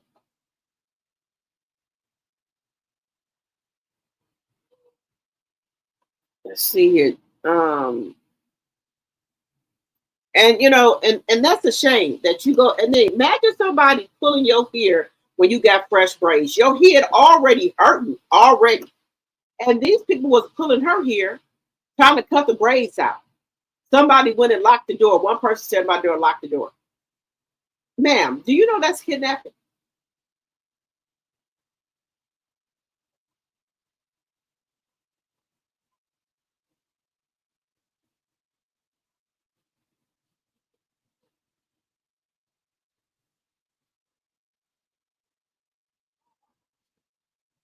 Let's see here. Give me 1 second here. So we're going to move over to the Chicago lady here. Now, these mothers don't want to get on this here internet, guys. The mothers of these kids who jumped on this grown woman and her kids. The one mother that we thought got on there wasn't even the mother. There was another lady, some type of community advocate lady. The mother won't even get on here. And I think that's very cowardly that the mother won't get on here and apologize to this woman because your daughter jumped on her. I don't care if she was an A student, B student, whatever. I don't care if she was captain of a football team or whatever. What cheerleader team. She was the first one who threw the punch. And you won't come on this fucking internet and say nothing about your child behavior. That says a lot about you as a mother.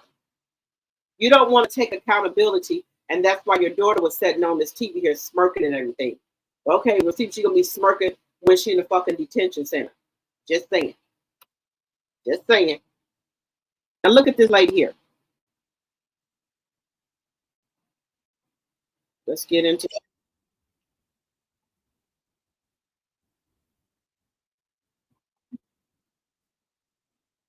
Children. This situation has really grown legs. Now, not only is some of the kids speaking out, everybody's dragging the kids that are speaking out, saying you knew what you were doing, to them exposing the aunties, the cousins, the mother and fathers of these children that jumped this lady when she was in her most vulnerable state. There's a lot to the story. Let's talk about it. You can go look at my page if you'd like to see the video of Corshana Hatter. Now, if you want to find her page, her name is Big Shano Matt with the fat cat. Oh. Okay. And she's that on all platforms. We now follow each other on TikTok. Now, we're completely in support of her. I've heard so many good things have been happening to her. People got her out of her house. They've donated. They're trying to put her and her kids and her husband in a better situation. Now, if you look at Corshana's body, you can't see it through the coat, but one of the kids, when they came up to her, they was calling her Shamar, being ableist, and speaking of the way that she was walking a bit off center. Her stomach was also protruding out. So I was under the impression that she was pregnant. Come to find out, it's even deeper. She's not even pregnant. She has sickle cell. So she has a debilitating disease just trying to walk her children to school. Right. Y'all beat up a disabled woman who's trying to take care of her babies. It's so she has sickle cell, and she also has a tumor. That's why her stomach is sticking out. People thought she was pregnant. She has a tumor, and these degenerate, low-down, dirty kids jumped on this woman.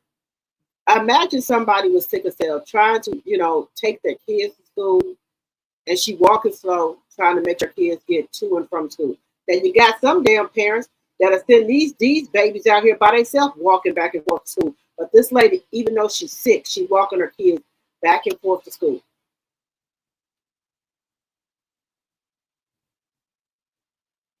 Sick to beat up a pregnant woman, that was even sicker to me. It's like kicking someone in a wheelchair. Horrible, horrible, horrible. There's little kids out there with ball-balls, pink jackets. You know, when you got your hand over your jacket like that, you know you a little kid. So it's violent little kids out there doing this to this lady and her son and daughter. Well, they are now exposing them. And I'm going to put at the end the video of the little girl talking and her mother saying she's just a child. She's not, that's not her mother. Baby, they done linked it. They done linked it. It says, meet the parents of the notorious elementary school gang. That's what they're calling them. You got mothers, aunts. People are taking them directly to their page. Now, I don't know who lives with whom. And I think that this is deep. It's a little unfair, though. They did not commit the crime. So if my child is a killer and I don't... Wait a minute. Your child is underage. You're responsible for what they do until they get 18. So what do you mean? Now we can agree to disagree. Let me know. Y'all don't think these parents are responsible for their kids?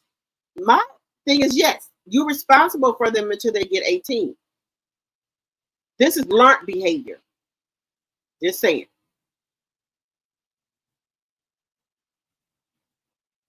I think the parents should raise him to be a killer. That is not necessarily my fault. The blood cannot be on my hands if it was not physically on my hands. But people are going to see these and harass them. I mean, it's everywhere. I can't, if I was not to post them, somebody else was going to post them. Now I'm looking at these people and, you know, you don't want to judge a book by its cover. Just because you put a little butt in the picture, just because you do a little nah, doesn't mean you're a bad mom, doesn't mean you're unruly, but people are going to see these photos and be like, there's a stigma here. So much.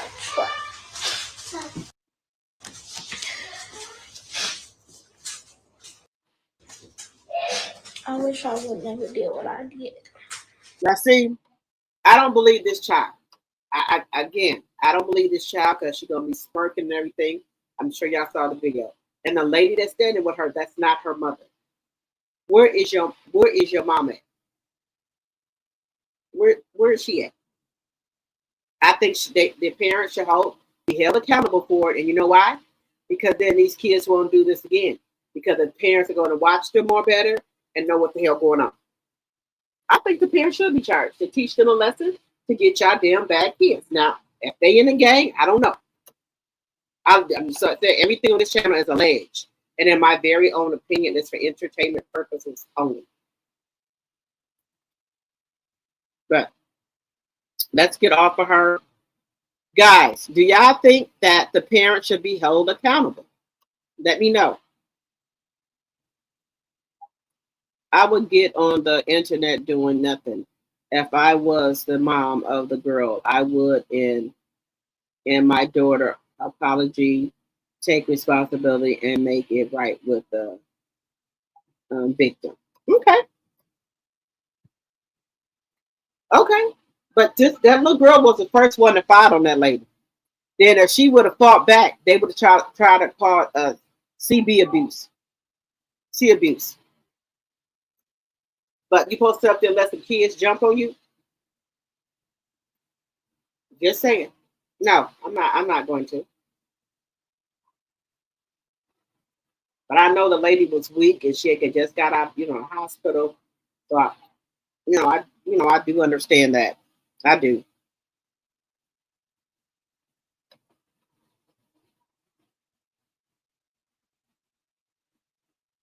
Now, let me know what y'all think in the chat about this. Do you think these kids should be put in the juvenile detention center for their actions and go to court? And do you think they should be paid a hit with a fine? Let me know what y'all think in the chat. Now let's get into a little bit of Black history. Let me go to here. Nope, that's not. Let me get into a little bit of Black history. Where is it at?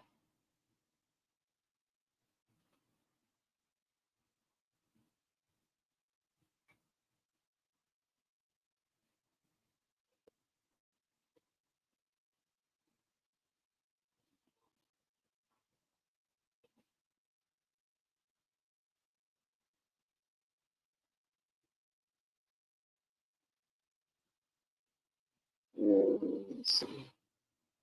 1 second here.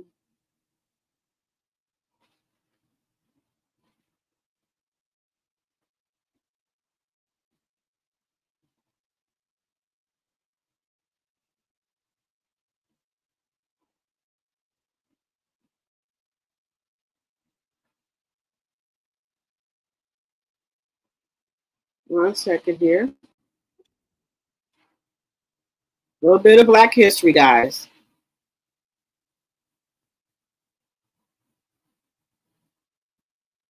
$29 million loan in 1946, and when women weren't even allowed to have credit in their own names, they told her it was impossible. They told her to stay in her place, but Velma Grant didn't listen. She wasn't born rich. She wasn't born connected. Velma Grant was a Black woman in Los Angeles in the 1940s, a time when banks, laws, and the entire system were designed to keep women silent and Black families poor. But Velma had something America wasn't ready for, a vision, and the courage to act on it. She walked into that bank with blueprints, numbers, and a dream so big the bankers thought it was a joke.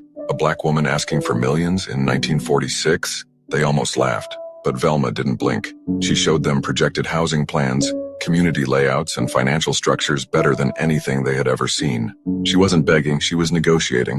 When the loan was approved, $229 million, the entire banking office froze. A Black woman had just outplayed the system without breaking a single rule. She didn't buy luxury, she didn't run away. She built something America said Black families would never have. Velma constructed 640 homes in Los Angeles and sold them only to Black families who had been locked out by racist housing laws.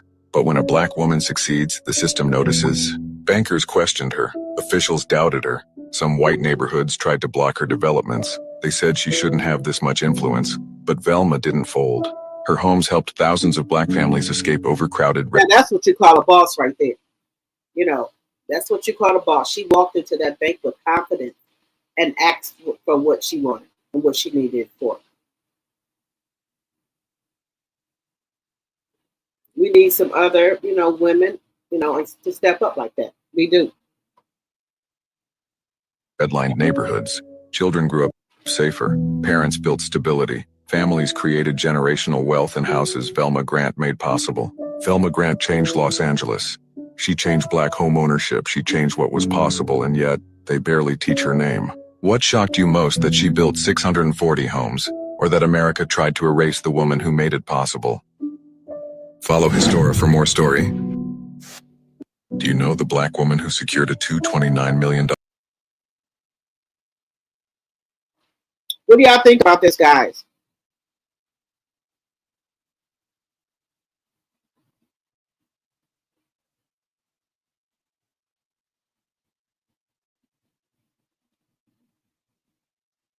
Let me know what y'all think about this.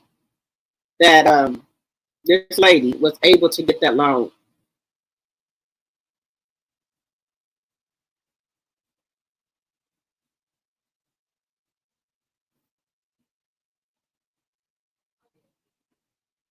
So let me do one more.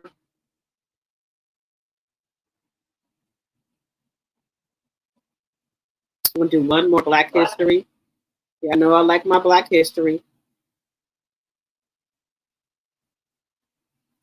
We did some amazing things, guys, but it's just been hidden from us.